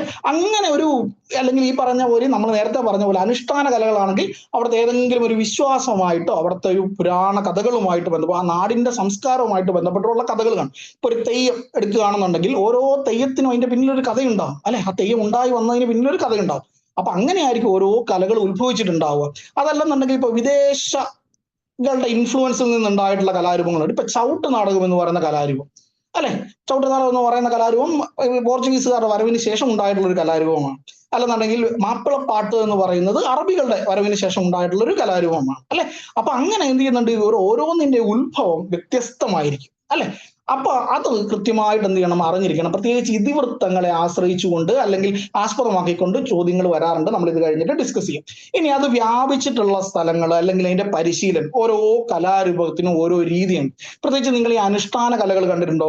അതിന് കുറെ ചടങ്ങുകളുണ്ട് അല്ലെ? ഇപ്പൊ ഒരു പടയണി അവതരിപ്പിക്കുന്ന സമയത്ത് ആ നാട്ടിലുള്ള എല്ലാ ആൾക്കാരും അതിനകത്ത് ഭാഗമാക്കും. ഞങ്ങളുടെ നാട്ടിലുള്ള ഒരു കലാരൂപമാണ് ഈ പടയണി എന്ന് പറയുന്നത്. മധ്യ കേരളത്തിൽ കോട്ടയം, ആലപ്പുഴ പ്രദേശങ്ങൾ, പത്തനംതിട്ട പ്രദേശങ്ങളൊക്കെ ഉള്ള ഒരു കലാരൂപം. ഇപ്പൊ ഈ പടയണി അവതരിപ്പിക്കുന്ന സമയത്ത് ഈ നാട്ടിലുള്ള എല്ലാ സമുദായങ്ങളും അതിനകത്ത് പങ്കെടുക്കാറുണ്ട്. അതായത് ഈ പടയണി കോലങ്ങളൊക്കെ കിട്ടുന്ന സമയത്ത് ഈ പാള കൊണ്ടുവരുന്നത് ഒരു കമ്മ്യൂണിറ്റി ആൾക്കാരാണ്, അതിന് നിറം ചേർക്കുന്നത് വേറൊരു കമ്മ്യൂണിറ്റി ആൾക്കാരാണ്. അങ്ങനെ എല്ലാവരുടെയും ഒത്തൊരുമയോട് കൂടിയിട്ടാണ് ഒരു കലാരൂപം അവതരിപ്പിക്കുക. ഇപ്പൊ കഥകളി ആണെങ്കിൽ തന്നെ നിങ്ങൾ നോക്കൂ, അതിന് കുറെ ചടങ്ങുകളുണ്ട് അല്ലെ? കുറെ വേഷങ്ങളുണ്ട്. പച്ച, കത്തി, കരി, താടി എന്നൊക്കെ പറയുന്ന വേഷങ്ങളുണ്ട്. ഇതല്ലാതെ നോക്കൂ, ഇതിന് കുറെ ചടങ്ങുകളുണ്ട്. കേളികൊട്ട്, അരങ്ങ് കേളി എന്നൊക്കെ പറയാം. അപ്പൊ ഓരോന്നിന്റെ പരിശീലനവും എന്ത് ചെയ്യണം, വ്യത്യസ്തമായിരിക്കും. അതും എന്ത് ചെയ്യുന്നുണ്ട്, നമ്മൾ പഠിക്കേണ്ടതായിട്ടുണ്ട്. ഇനി നമ്മൾ നേരത്തെ പറഞ്ഞ പോലെ ഓരോ കലകളും പ്രശസ്തമായിട്ടുള്ള സ്ഥലങ്ങളുണ്ടാവും. ഇപ്പൊ നിങ്ങൾ നേരത്തെ പറഞ്ഞ തെയ്യം എന്ന് പറയുന്ന കലാരൂപം കേരളത്തിൽ എവിടെയാണ് കൂടുതലും പ്രചാരത്തിൽ നമ്മൾ കാണുന്നത്? തെയ്യം എവിടെയാണ് കൂടുതലും നമ്മൾ പ്രചാരത്തിൽ കാണുന്നത്? തെയ്യം കേരളത്തിന്റെ ഏത് ഭാഗത്തായിരിക്കും കൂടുതലും കാണുക? എല്ലാവരും ഒന്ന് പറയാം. എല്ലാവർക്കും അറിയാവുന്ന കലാരൂപം അല്ലേ? കണ്ണൂർ പോലെയുള്ള പ്രദേശങ്ങൾ. Very good, very good. എല്ലാവരും പറയുന്നുണ്ട് കണ്ണൂർ പോലെയുള്ള പ്രദേശങ്ങളായിരിക്കും അല്ലെ? ഇന്ന് നിങ്ങൾ യക്ഷഗാനം എന്ന് പറയുന്ന ഒരു കലാരൂപം കേട്ടിട്ടുണ്ട്? യക്ഷഗാനം എവിടെയാണ് യക്ഷഗാനം പ്രചാരത്തിലുള്ളതെന്ന് അറിയോ? മറ്റൊരു സംസ്ഥാനത്തിൽ ഉണ്ടായിട്ട് കേരളത്തിലേക്കൊക്കെ വന്നിട്ടുള്ള ഒരു കാസർഗോഡാണ് അല്ലെ? ഇനി നേരത്തെ പറഞ്ഞ മാതിരി ഈ പറഞ്ഞ പോലെ മുടിയേറ്റോ പടയണിയൊക്കെ ആണെങ്കിൽ മധ്യ കേരളത്തിൽ കോട്ടയം, ആലപ്പുഴ പോലെയുള്ള സ്ഥലങ്ങളിൽ. അർജുന നൃത്തമാണെങ്കിലോ? അർജുന നൃത്തം കേട്ടിട്ടുണ്ടോ? അർജുന നൃത്തമാണെങ്കിലോ? അർജുന നൃത്തം കോട്ടയത്തിന്റെ ആലപ്പുഴയുടെ ഒക്കെ പ്രദേശങ്ങളിലുള്ള ഒരു കലാരൂപമാണ് കേട്ടോ. കോട്ടയം പോലെയുള്ള പ്രദേശങ്ങൾ. മാർഗം കളി ഞങ്ങളുടെ നാട്ടിലുള്ള ക്രിസ്ത്യൻ കമ്മ്യൂണിറ്റിയിലുള്ള പ്രധാനപ്പെട്ടിട്ടുള്ള ചടങ്ങുകളിലൊന്നാണ് മാർഗം കളി എന്ന് പറയുന്നത്. കല്യാണത്തിന്റെ തലേദിവസം അല്ലെങ്കിൽ മറ്റു പരിപാടികളിലൊക്കെ ഇവിടെ മാർഗം കളി ഒഴിച്ചുകൂടാൻ പറ്റാത്ത ഒന്നാണ്. ഇനി കാക്കാരിശി നാടകം പോലെയുള്ള കലാരൂപം ഒക്കെ ആണെന്നുണ്ടെങ്കിൽ കുറച്ചും കൂടി തെക്ക് ഭാഗത്തേക്ക്, അതായത് തിരുവനന്തപുരം പോലെയുള്ള പ്രദേശങ്ങളിലേക്കൊക്കെയാണ് അത് വ്യാപിച്ചിട്ടുള്ളത്. അപ്പൊ ഈ സ്ഥലങ്ങൾക്ക് എന്ത് ചെയ്യുന്നുണ്ട്, പ്രധാന പങ്ക് ക്വസ്റ്റ്യൻ പേപ്പറുകളിൽ കാണാറുണ്ട്. ക്വസ്റ്റ്യൻ പേപ്പറുകളിൽ സ്ഥിരമായിട്ട് ഈ സ്ഥലങ്ങളുമായിട്ട് ബന്ധപ്പെട്ടുള്ള ചോദ്യങ്ങൾ കാണും. ഇനി സ്ഥാപനങ്ങൾ, പ്രശസ്തമായിട്ടുള്ള സ്ഥാപനങ്ങൾ പഠിക്കുന്ന സമയത്ത് നിങ്ങൾ കണ്ടിട്ടുണ്ടാവും ഓരോ കല. ഇപ്പൊ നിങ്ങൾ കഥകളി എന്ന് പറയുന്നു, അല്ലെങ്കിൽ പെയിന്റിംഗ് എന്ന് പറയുന്നു, ഇതുമായിട്ടൊക്കെ ബന്ധപ്പെട്ട് നിൽക്കുന്ന സ്ഥാപനങ്ങളുണ്ട്. കൾച്ചറൽ ഇൻസ്റ്റിറ്റ്യൂഷൻ ഉണ്ട്. അതല്ലാതെ തന്നെ ഗവൺമെന്റിന്റെ കീഴിൽ സ്ഥാപനങ്ങളുണ്ടാവും. ഒരു എക്സാമ്പിൾ പറഞ്ഞാൽ സാഹിത്യ അക്കാദമി, അല്ലെങ്കിൽ Sangeetha Nataka academy, folklore academy. Sangeetha Nataka അക്കാദമിക്കകത്ത് എന്തൊക്കെ വരും? എല്ലാ രീതിയിലുമുള്ള സംഗീതങ്ങൾ, സോപാന സംഗീതം, ഹിന്ദുസ്ഥാനി, കർണാടക അങ്ങനെയുള്ളത് അല്ലെ? പിന്നെ എല്ലാ രീതിയിലുമുള്ള നൃത്തങ്ങളും ഒക്കെ ആയിരിക്കും സംഗീത നാടക അക്കാദമിയുടെ കീഴിൽ വരിക. ലളിതകലാ അക്കാദമി ആണെങ്കിലോ പെയിന്റിങ്, സ്കൾപ്ചേഴ്സ്, ഇങ്ങനെയുള്ള എല്ലാം ലളിതകലാ അക്കാദമിയുടെ കീഴിലായിരിക്കും അല്ലെ? ഇനി നാടൻ കലകൾ, ട്രൈബൽ കലകളൊക്കെ എന്തിന്റെ കൂടെ വരും? ഫോക്ലോർ അക്കാദമിയുടെ കീഴിൽ വരും. സാഹിത്യവുമായിട്ട് ബന്ധപ്പെട്ടുള്ളത് സാഹിത്യ അക്കാദമിയുടെ കീഴിൽ വരും. ഇതല്ലാതെ തന്നെ ധാരാളം ഇൻസ്റ്റിറ്റ്യൂഷൻസ് നമുക്ക് കാണാനായിട്ട് വരും. ഒരു എക്സാമ്പിൾ പറഞ്ഞു കഴിഞ്ഞാൽ ഭാരത് ഭവൻ ഒരു ഇൻസ്റ്റിറ്റ്യൂഷൻ ആണ്. ഭാരത് ഭവൻ ഒന്നും വേണ്ട, കലാമണ്ഡലം ഒരു ഇൻസ്റ്റിറ്റ്യൂഷൻ ആണ് അല്ലെ? കലാമണ്ഡലം KPSC ഒരു ഇൻസ്റ്റിറ്റ്യൂഷൻ ആയിട്ട് വേണമെങ്കിൽ പറയാം അല്ലെ? കലാമണ്ഡലം ഒരു ഇൻസ്റ്റിറ്റ്യൂഷൻ ആണ്. ഭാരത് ഭവൻ, വൈലോപ്പള്ളി സംസ്കൃതി ഭവൻ, ഇതെല്ലാം ഓരോ കൾച്ചറൽ ഇൻസ്റ്റിറ്റ്യൂഷൻ ആണ്. അപ്പൊ ഈ അടുത്ത സമയത്തായിട്ട് ഇതുമായിട്ട് ബന്ധപ്പെട്ടിട്ട് നിങ്ങൾ ഏറ്റവും നന്നായിട്ട്, അല്ലെങ്കിൽ നിങ്ങൾ ഈ PSC 2003 മുതലാണ് ഈ ബബ്ലിംഗ് പരിപാടി തുടങ്ങിയത്. അന്ന് മുതലുള്ള ക്വസ്റ്റ്യൻസ് നിങ്ങൾ നോക്കിയോ, ഇതിൽ റിപ്പീറ്റഡ് ആയിട്ട് നിങ്ങൾക്ക് കുറെ ക്വസ്റ്റ്യൻസ് കാണാൻ പറ്റും. ഇത് പഠിക്കേണ്ടതിന് ഒരു രീതിയുണ്ട്. അത് പഠിച്ചു കഴിഞ്ഞാൽ നിങ്ങൾക്ക് അതിനകത്ത് നിന്ന് ഫുൾ മാർക്ക് കിട്ടും. ഒന്ന്, 6 കാര്യങ്ങൾ പഠിച്ചാൽ മതി നിങ്ങൾ ഈ ഇൻസ്റ്റിറ്റ്യൂഷൻ എന്ന് പറഞ്ഞ ഭാഗത്ത്. ഒന്ന്, എന്തിനാണ് ഈ ഇൻസ്റ്റിറ്റ്യൂഷൻ വന്നത്, അതായത് എന്തായിരുന്നു അവർ ആ ഇൻസ്റ്റിറ്റ്യൂഷൻ ഉണ്ടാക്കുന്ന സമയത്ത് അതിന്റെ എയിം അല്ലെങ്കിൽ ഒബ്ജക്റ്റീവ്. 2, എന്നാണ് ഇത് വന്നത്, വർഷം. 3, എവിടെയാണ് ഇതിന്റെ ഹെഡ് ക്വാർട്ടേഴ്സ് അല്ലെങ്കിൽ എവിടെയാണ് ഇത് സ്ഥിതി ചെയ്യുന്നത്. 4, ഈ ഇൻസ്റ്റിറ്റ്യൂഷൻസ് ഒക്കെ പുറത്തിറക്കുന്നതായിട്ടുള്ള അവരുടെ ഒരു മൗത്ത് പീസ് ഉണ്ടാവും, അല്ലെങ്കിൽ ഒരു മുഖപത്രം ഉണ്ടാവും, ഒരു പ്രസിദ്ധീകരണം ഉണ്ടാവും, അതിന്റെ പേര്. 5, ആരാണ് അതിന്റെ നിലവിലെ ചെയർമാൻ അല്ലെങ്കിൽ പ്രസിഡന്റ്, സെക്രട്ടറി. 6, ആരായിരുന്നു ആദ്യത്തെ ആൾ. 7, നിലവിൽ ഇവർ നൽകുക, കറണ്ട് അഫയർ റിലേറ്റഡ് ആണ്, നിലവിൽ ഇവർ നൽകുന്നതായിട്ടുള്ള അവാർഡുകൾ, ഇവര് കണ്ടക്ട് ചെയ്യുന്നതായിട്ടുള്ള ചില ഇവന്റുകൾ ഉണ്ട്. ഇപ്പൊ നിങ്ങൾ ഈ അടുത്ത കാലത്ത് നോക്കി കഴിഞ്ഞാൽ ഇപ്പം കലാമണ്ഡലത്തിൽ നടത്തിയ ഒരു പ്രോഗ്രാം വരും, നിങ്ങൾ ഓർക്കുന്നുണ്ടോ എന്നറിയില്ല, Nila dance and music festival. Nila അതൊരു എല്ലാ വർഷങ്ങളിലും കലാമണ്ഡലത്തിൽ നടത്തുന്ന ഒരു ഡാൻസ് ആൻഡ് മ്യൂസിക് ഫെസ്റ്റിവലാണ്. നിങ്ങൾ ഓർക്കുന്നുണ്ടോ, കുറച്ച് നാൾ മുമ്പ് കലാമണ്ഡലത്തിൽ DJ നടത്തി എന്ന് പറഞ്ഞിട്ട് ഒരു വലിയ പ്രശ്നം ഉണ്ടാവുന്നുണ്ടായിരുന്നു. കലാമണ്ഡലത്തിൽ DJ നടത്തി എന്ന് പറഞ്ഞിട്ട്, അത് ഈ നിളയുമായിട്ട് ബന്ധപ്പെട്ടിട്ടാണ്. ഓക്കെ, അതുപോലെ തന്നെ ഈ ഭാരതഭവൻ നടത്തുന്ന ഒരു പരിപാടിയാണ് ഗുരുദക്ഷിണ. ഗുരുദക്ഷിണ എല്ലാ വർഷങ്ങളിലും നടത്തുന്ന അവരുടെ മോഹിനിയാട്ടം പെർഫോമൻസിന്റെ പേരാണ്. അപ്പൊ ആനുവലി ഇവരിങ്ങനെ ഓരോ, ഇപ്പൊ നിങ്ങൾ കേട്ടിട്ടുണ്ടാവുന്ന മറ്റൊരു ഡാൻസ് ഫെസ്റ്റ് ഉണ്ടാവും, നിശാഗന്ധി ഡാൻസ് ഫെസ്റ്റ് അല്ലെ. നിശാഗന്ധി ഡാൻസ് ഫെസ്റ്റ്, നമ്മൾ വിചാരിക്കും Nishagandhi dance fest dance fest അല്ലേ, അപ്പൊ ഇത് കൾച്ചറൽ ഡിപ്പാർട്ട്മെന്റിന്റെ കീഴിലാണ്. അല്ലേ അല്ല, നിശാഗന്ധി ഡാൻസ് ഫെസ്റ്റ് നടത്തുന്നത് നമ്മുടെ ടൂറിസം ഡിപ്പാർട്ട്മെന്റാ. എത്ര പേർക്ക് അറിയാം? നിശാഗന്ധി ഡാൻസ് ഫെസ്റ്റിവൽ നടത്തുന്നത് കൾച്ചറൽ ഡിപ്പാർട്ട്മെന്റുമായിട്ട് ഒരു ബന്ധവുമില്ല, അത് നമ്മുടെ ടൂറിസം ഡിപ്പാർട്ട്മെന്റിന്റെ പ്രോഗ്രാമാണ്. അങ്ങനെ ഇത്തരത്തിൽ നടത്തുന്നതായിട്ടുള്ള ആനുവൽ ഇവന്റ്സിന് ഭയങ്കരമായിട്ടുള്ള പ്രാധാന്യം നിങ്ങളുടെ ചോദ്യപേപ്പറുകളിലുണ്ട്. അപ്പൊ ഞാൻ ഈ പറഞ്ഞ 7 കാര്യങ്ങൾ പഠിക്കണം, പ്ലസ് ഇവരുടെ കറണ്ട് ആയിട്ടുള്ള അവരുടെ അവാർഡുകളും അവർ നടത്തുന്നതായിട്ടുള്ള പ്രോഗ്രാമുകൾ. അപ്പം ഒന്ന്, എന്തിനാണ് ഇത് വന്നിട്ടുള്ളത്, എന്തായിരുന്നു അവരുടെ ലക്ഷ്യം, അല്ലെങ്കിൽ ഏത് കലയെയും കലാകാരന്മാരെയും പ്രൊമോട്ട് ചെയ്യാനാണ് ഇത് വന്നിട്ടുള്ളത്. 2, എന്നാണ് വന്നത്. 3, എവിടെയാണ് ഇതിന്റെ ഹെഡ് ക്വാർട്ടേഴ്സ്. 4, ഇവർ പുറത്തിറക്കുന്നതായിട്ടുള്ള ചില പ്രസിദ്ധീകരണങ്ങൾ, പുസ്തകങ്ങളൊക്കെ ഉണ്ട്, അതിന്റെ പേര്. 5, ആരാണ് ഇതിന്റെ ആദ്യത്തെ പ്രസിഡന്റ്. 6, ആരാണ് നിലവിൽ ഇപ്പോഴത്തെ പ്രസിഡന്റ് ഓർ സെക്രട്ടറി. സോ 7, നിലവിലെ കറണ്ട് ആയിട്ട് അവർ നൽകുന്ന അവാർഡുകൾ അല്ലെങ്കിൽ ന്യൂസുകളിൽ വന്നിട്ടുള്ള പ്രോഗ്രാംസ്. വെരി ഇമ്പോർട്ടന്റ് കേട്ടോ. അടുത്തത് പ്രശസ്തരായിട്ടുള്ള വ്യക്തികളെയും കലാകാരന്മാരെയും എഴുത്തുകാരെയും കൂടി ഞാൻ ഒരുമിച്ച് പറയുകയാണ്.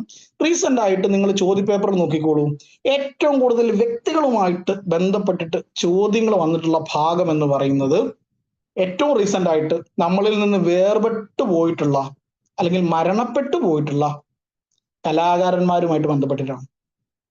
നിങ്ങൾ ഏതൊരു ക്വസ്റ്റ്യൻ പേപ്പറുകളും നോക്കിക്കോ, 2021 മുതൽ ഈ പ്രിലിംസ് മെയിൻസ് തുടങ്ങി കഴിഞ്ഞിട്ടുള്ള ഏകദേശം നിങ്ങൾക്ക് ഒരു 200-ന് മുകളിൽ ക്വസ്റ്റ്യൻ പേപ്പർ കിട്ടും 2021 ശേഷമുള്ള. ഈ 200 ക്വസ്റ്റ്യൻ പേപ്പർ നമ്മൾ വർക്കൗട്ട് ചെയ്യാൻ നിങ്ങൾക്ക് തരുന്നുണ്ട് കേട്ടോ. 200 ക്വസ്റ്റ്യൻ പേപ്പർ നിങ്ങൾക്ക് കിട്ടും. 200 ക്വസ്റ്റ്യൻ പേപ്പറിൽ നിങ്ങൾക്ക് ചെയ്യാൻ പറ്റും. ഈ 200 ക്വസ്റ്റ്യൻ പേപ്പർ നിങ്ങൾ നോക്കുകയാണെന്നുണ്ടെങ്കിൽ ഏറ്റവും കൂടുതൽ വ്യക്തികളുമായിട്ട് ബന്ധപ്പെട്ടിട്ട് ചോദ്യങ്ങൾ ഉണ്ടാവുന്നത് ഈ ഒരു ഭാഗത്ത് നിന്നാണ്. ഏത് ഭാഗത്ത് നിന്ന്? ഈ പറഞ്ഞ റീസെന്റ് ആയിട്ട് മരണപ്പെട്ടു പോയിട്ടുള്ള ആൾക്കാർ. ഓരോ കലകൾ പഠിക്കുമ്പോഴും നിങ്ങൾ അതുമായിട്ട് ബന്ധപ്പെട്ടുകൊണ്ട് അതിന്റെ ആരംഭ ദശയിലൊക്കെ ഉണ്ടായിരുന്ന ആൾക്കാരെ കുറിച്ചിട്ട് പഠിക്കും അല്ലെ, കൃത്യമായിട്ട് അതിന്റെ ലെജൻസ് ആയിട്ടുള്ള ആൾക്കാരെ കുറിച്ചിട്ട് പഠിക്കും. അത് മാത്രം പോരാ, ഈ റീസെന്റ് ആയിട്ട് മരണപ്പെട്ടിട്ടുള്ള ആൾക്കാരെ കൂടി ഒന്ന് പഠിക്കേണ്ടതായിട്ടുണ്ട്. ഓക്കെ, മരണപ്പെട്ടു പോയിട്ടുള്ള ആൾക്കാരെ കൂടി പഠിക്കേണ്ടതായിട്ടുണ്ട്. അത് നമ്മൾ നേരത്തെ പറഞ്ഞ പോലെ ഈ പെർഫോമിംഗ് ആർട്ട് ഫോംസ് അല്ലെങ്കിൽ സ്റ്റേജിൽ അവതരിപ്പിക്കുന്ന ആർട്ട് ഫോംസ് മാത്രം പഠിച്ചു കഴിഞ്ഞാൽ നമ്മുടെ കല എന്ന് പറയുന്ന പഠനം പൂർണ്ണമാവില്ല. ഈ കലയ്ക്ക് അപ്പുറത്തേക്ക് നിങ്ങൾ പെയിന്റിങ്ങിനെ കുറിച്ചിട്ട് അല്ലെങ്കിൽ ചിത്രകലയെ കുറിച്ചിട്ട് പഠിക്കേണ്ടതായിട്ടുണ്ട്. അതുപോലെ തന്നെ ശില്പകലയെ കുറിച്ചിട്ട് പഠിക്കേണ്ടതായിട്ടുണ്ട്. സംഗീതത്തെ കുറിച്ചിട്ട് പഠിക്കേണ്ടതായിട്ടുണ്ട്. സംഗീത ഉപകരണങ്ങളെ കുറിച്ചിട്ട് പഠിക്കേണ്ടതായിട്ടുണ്ട്. നാടകത്തെ കുറിച്ചിട്ട് പഠിക്കേണ്ടതായിട്ടുണ്ട്. ഇതൊക്കെ കൂടി ചേരും സ്റ്റേജ് പെർഫോമൻസിന് അപ്പുറത്തേക്ക് ഈ പറയുന്ന പഠനങ്ങളെല്ലാം കൂടി ചേരുമ്പോൾ മാത്രമേ ഉള്ളൂ നിങ്ങൾ ഈ കല എന്ന് പറയുന്ന ഭാഗം പഠിച്ചു എന്ന് നമുക്ക് പറയാനായിട്ട് പറ്റുള്ളൂ, കുറച്ചെങ്കിലും. ഇനി മറ്റൊരു കാര്യം, നമുക്ക് ഇതിന്റെ എപ്പോഴും നമ്മളെ ബുദ്ധിമുട്ടിക്കുന്ന ഒരു പ്രശ്നം എന്ന് പറഞ്ഞാൽ ഇത് എവിടെ നിന്ന് പഠിക്കും എന്നുള്ളതാണ് അല്ലെ. പലപ്പോഴും ഇൻസ്റ്റിറ്റ്യൂഷൻസ് ആയിക്കോട്ടെ അല്ലെങ്കിൽ ആർക്കും അതിന് കൃത്യമായിട്ട് റെഫറൻസ് പറഞ്ഞു തരുന്നത് ഞാൻ ഇതുവരെ കണ്ടിട്ടൊന്നുമില്ല. പക്ഷെങ്കിൽ ചോദ്യങ്ങൾ കണ്ടോണം വരികയും ചെയ്യും. പക്ഷെ നമ്മൾ ഇങ്ങനെ വിളിച്ചിരിക്കും ഇത് എവിടെ നിന്നാണ് ഇത് വന്നിട്ടുള്ളത്, ആരാണ് ഈ ചോദിച്ചിട്ടുള്ളത് അല്ലെ. ഒന്ന് കലയ്ക്ക് ശരിക്കും പറഞ്ഞു കഴിഞ്ഞാൽ ഒരു റെഫറൻസ് കൃത്യമായിട്ട് ഒരെണ്ണമായിട്ട് പറയാനില്ല എന്നുള്ളതാണ്. നിങ്ങൾക്ക് എവിടെ നിന്ന് വേണമെങ്കിലും കലയുമായിട്ട് ബന്ധപ്പെട്ടിട്ടുള്ള ചോദ്യങ്ങൾ അല്ലെങ്കിൽ നിങ്ങൾക്ക് വായിക്കാൻ കിട്ടുന്ന എന്ത് റെഫറൻസുകളും നിങ്ങൾക്ക് വായിക്കാം, ഒന്നാമത്തെ കാര്യം. 2, ഇതിനൊരു കൃത്യമായിട്ടൊരു റെഫറൻസ് നിങ്ങൾ PSC എക്സാം എഴുതുന്ന ആൾക്കാരാണെങ്കിൽ നിങ്ങൾ റെഫർ ചെയ്യുന്ന രണ്ട് കാര്യങ്ങളുണ്ട്. ഒന്ന് SCERT ആൻഡ് NCERT അല്ലെ, SCERT ആൻഡ് NCERT. ഇതിനകത്ത് SCERT-യിൽ 5ാം ക്ലാസ് മുതൽ 10ാം ക്ലാസ് വരെയും ആർട്ട് എന്ന് പറഞ്ഞിട്ടൊരു സബ്ജക്റ്റ് ഉണ്ട്. അതിൽ എത്ര പേർക്ക് അറിയാം അങ്ങനെ സബ്ജക്റ്റ് ഉണ്ട് എന്ന്? ആർട്ട് എന്ന് പറഞ്ഞിട്ട് സബ്ജക്റ്റ് ഉണ്ടെന്ന് മാത്രമല്ല, ഇതിൻ്റെ ഒരു ടെക്സ്റ്റ് ബുക്ക് ഉണ്ട്. 5ാം ക്ലാസ് മുതൽ 10ാം ക്ലാസ് വരെയും ആർട്ട് എന്ന് പറയുന്ന സബ്ജക്റ്റിന് ഒരു ടെക്സ്റ്റ് ബുക്ക് ഉണ്ട്. ആ ടെക്സ്റ്റ് ബുക്ക് നിങ്ങൾക്ക് സമഗ്രയിൽ നിന്ന് കിട്ടും. അപ്പൊ നമ്മളോട് കേരളത്തിലെ കലകൾ പഠിക്കാനാണ് പറഞ്ഞിരിക്കുന്നത്. പക്ഷെ നിങ്ങൾ ചോദ്യത്തിനകത്ത് നോക്കിക്കോ, ഈ ഇന്ത്യയിലെ കലകളും ഇന്ത്യക്ക് പുറത്തുള്ള കലകളും ഒക്കെ ചോദ്യപേപ്പറുകൾ കാണാറുണ്ട്. ഇത് എവിടെന്നാ വരുന്നത്? ഇത് 100% ഈ ടെക്സ്റ്റ് ബുക്കിൽ നിന്നാണ് വരുന്നത്. ഈ റെഫറൻസ് ആരും നിങ്ങൾക്ക് പറഞ്ഞു തരില്ല. പക്ഷെങ്കിൽ നമ്മൾക്കത് പറയാതെ പറ്റില്ല. കാരണം നിങ്ങൾ നോക്കി, ഞാൻ 2-3 ക്വസ്റ്റ്യൻസ് കാണിക്കാം. ഈ ആർട്ടിന്റെ SCERT വായിച്ചിട്ട് പോകുന്ന ഒരാൾക്ക് ഈസി ആയിട്ട് ആൻസർ ചെയ്യാൻ പറ്റുന്ന ക്വസ്റ്റ്യൻ പേപ്പർ, അതേ സെന്റൻസുകൾ അവർ ചോദ്യപേപ്പറുകളിൽ അങ്ങനെ തന്നെ എടുത്ത് നിങ്ങൾക്ക് കാണാൻ പറ്റും. അപ്പൊ ഇതൊരു പ്രധാന റെഫറൻസ് ആണ്. ഇത് കൃത്യമായിട്ടും പഠിക്കേണ്ടതാണ്. പഠിക്കെങ്കിൽ നമ്മുടെ ക്ലാസ്സുകളിൽ നമ്മൾ കൃത്യമായിട്ട് ഇത് പറഞ്ഞു പോകുന്നുണ്ട് കേട്ടോ. നമ്മുടെ ക്ലാസ്സുകളിൽ ജോയിൻ ചെയ്യുന്ന ആൾക്കാർക്ക് നമ്മൾ ഇതിന്റെ മെറ്റീരിയൽസ് നിങ്ങൾ ശ്രദ്ധിച്ചിട്ടുണ്ട് കാണാം. ഇതിനകത്ത് 5, 7, 9 ടെക്സ്റ്റ് ബുക്ക് മാറി, ഈ കഴിഞ്ഞ അക്കാഡമിക് ഇയറിൽ മാറി. ഇതിനി എവിടെയും നിങ്ങൾക്ക് കിട്ടില്ല, കാരണം സൈറ്റിലില്ല. ഇതാരും ഡൗൺലോഡ് ചെയ്ത് വെക്കാറുമില്ല. പക്ഷെ നമ്മളിവിടെ ഇൻസ്റ്റിറ്റ്യൂഷനിൽ സൂക്ഷിച്ചിട്ടുണ്ട് ഈ മെറ്റീരിയൽസ്. അപ്പൊ അടുത്ത വർഷം 6, 8, 10 മാറും. അപ്പം 6 ശരിക്കും നമുക്ക് 12 ടെക്സ്റ്റ് ബുക്കുകൾ ആർട്ടുമായിട്ട് ബന്ധപ്പെട്ടിട്ടുണ്ട്. ഇപ്പൊ ഞാൻ സാധാരണ ക്ലാസ് എടുക്കുന്ന സമയത്ത് ഞാൻ ഇതിന്റെ പഠിക്കേണ്ട ഭാഗങ്ങൾ മാത്രമേ, ഇതിനകത്ത് കുട്ടികളുടെ ചിത്രരചന മറ്റു കാര്യങ്ങളൊക്കെയാണ് കൂടുതൽ. പക്ഷെ ഈ കുറെ നമുക്ക് വേണ്ട കുറെ ആൾക്കാരുടെ ബയോഗ്രഫികൾ അതിനകത്തുണ്ട്. അപ്പൊ അത് മാത്രമായിട്ട് ഞാൻ എന്ത് ചെയ്തിട്ടുണ്ട്, ഈ ഇതിൽ സൂക്ഷിച്ചിട്ടുണ്ട്. അപ്പൊ നമ്മുടെ ക്ലാസ്സുകളിൽ നമ്മൾ എന്ത് ചെയ്യും, ക്ലാസ്സുകൾ എടുക്കുന്ന സമയത്ത് ജോയിൻ ചെയ്യുന്ന ആൾക്കാർക്ക് നമ്മളത് വിതരണം ചെയ്യാറുണ്ട്. ഇവിടെ പഠിക്കുന്ന കുട്ടികൾക്ക് നമ്മൾ വിതരണം ചെയ്യാറുണ്ട് കേട്ടോ. അപ്പൊ അങ്ങനെ അതൊരു പ്രധാന റെഫറൻസ് ആണ്. അപ്പൊ നമുക്ക് ഈ പ്രീവിയസ് ക്വസ്റ്റ്യൻ നോക്കുന്ന സമയത്ത് ഞാൻ പറഞ്ഞുതരാം അതെങ്ങനെയാണ് വന്നിട്ടുള്ളത്. അപ്പൊ ഇതാണ് ഈ സിലബസുമായിട്ട് ബന്ധപ്പെട്ടുകൊണ്ട് നമുക്ക് പറയാനുള്ളത്. അപ്പൊ ഈ ഒരു രീതിയിൽ പഠിക്കുന്ന സമയത്ത് മാത്രം ഈ ആർട്ട് നിങ്ങളൊന്ന് ഓർത്തു വെച്ചുകൊള്ളൂ, ഇത് നിങ്ങൾക്ക് പ്രയോജനപ്പെടും കേട്ടോ. ഈ ടെക്സ്റ്റ് ബുക്ക് നിങ്ങൾ എപ്പോൾ പഠിച്ചു കഴിഞ്ഞാലും നിങ്ങൾക്ക് കല പഠിക്കാൻ വേണ്ടി അത്യാവശ്യം ഉപകരിക്കുന്ന ഒരു ടെക്സ്റ്റ് ബുക്കാണ് ആർട്ടിന്റെ ടെക്സ്റ്റ് ബുക്ക്. പിന്നെ DC ബുക്സിന്റെ ഒക്കെ റെഫറൻസുകൾ നിങ്ങൾക്ക് കിട്ടും. അത്രയൊന്നും ഡീപ്പായിട്ട് പോയില്ലെങ്കിൽ പോലും ഇതൊരു പ്രധാന റെഫറൻസ് ആണ്. ഒത്തിരി ചോദ്യങ്ങൾ ഡയറക്റ്റ് ഇങ്ങനെ തന്നെ നമുക്ക് ചോദിച്ച് കാണാൻ പറ്റും. അപ്പൊ ഈ ഒരു സിലബസിനെ കുറിച്ചൊരു ഐഡിയ കിട്ടിയോ? സിലബസിനെ കുറിച്ചൊരു ഐഡിയ കിട്ടിയോ? ഒരു ഐഡിയ കിട്ടിയോ? അങ്ങനെയാണെങ്കിൽ നമുക്ക് കുറച്ച് ക്വസ്റ്റ്യൻസിലേക്ക് പോവാം പെട്ടെന്ന്. സിലബസിനെ കുറിച്ചൊരു ഐഡിയ കിട്ടിയോ?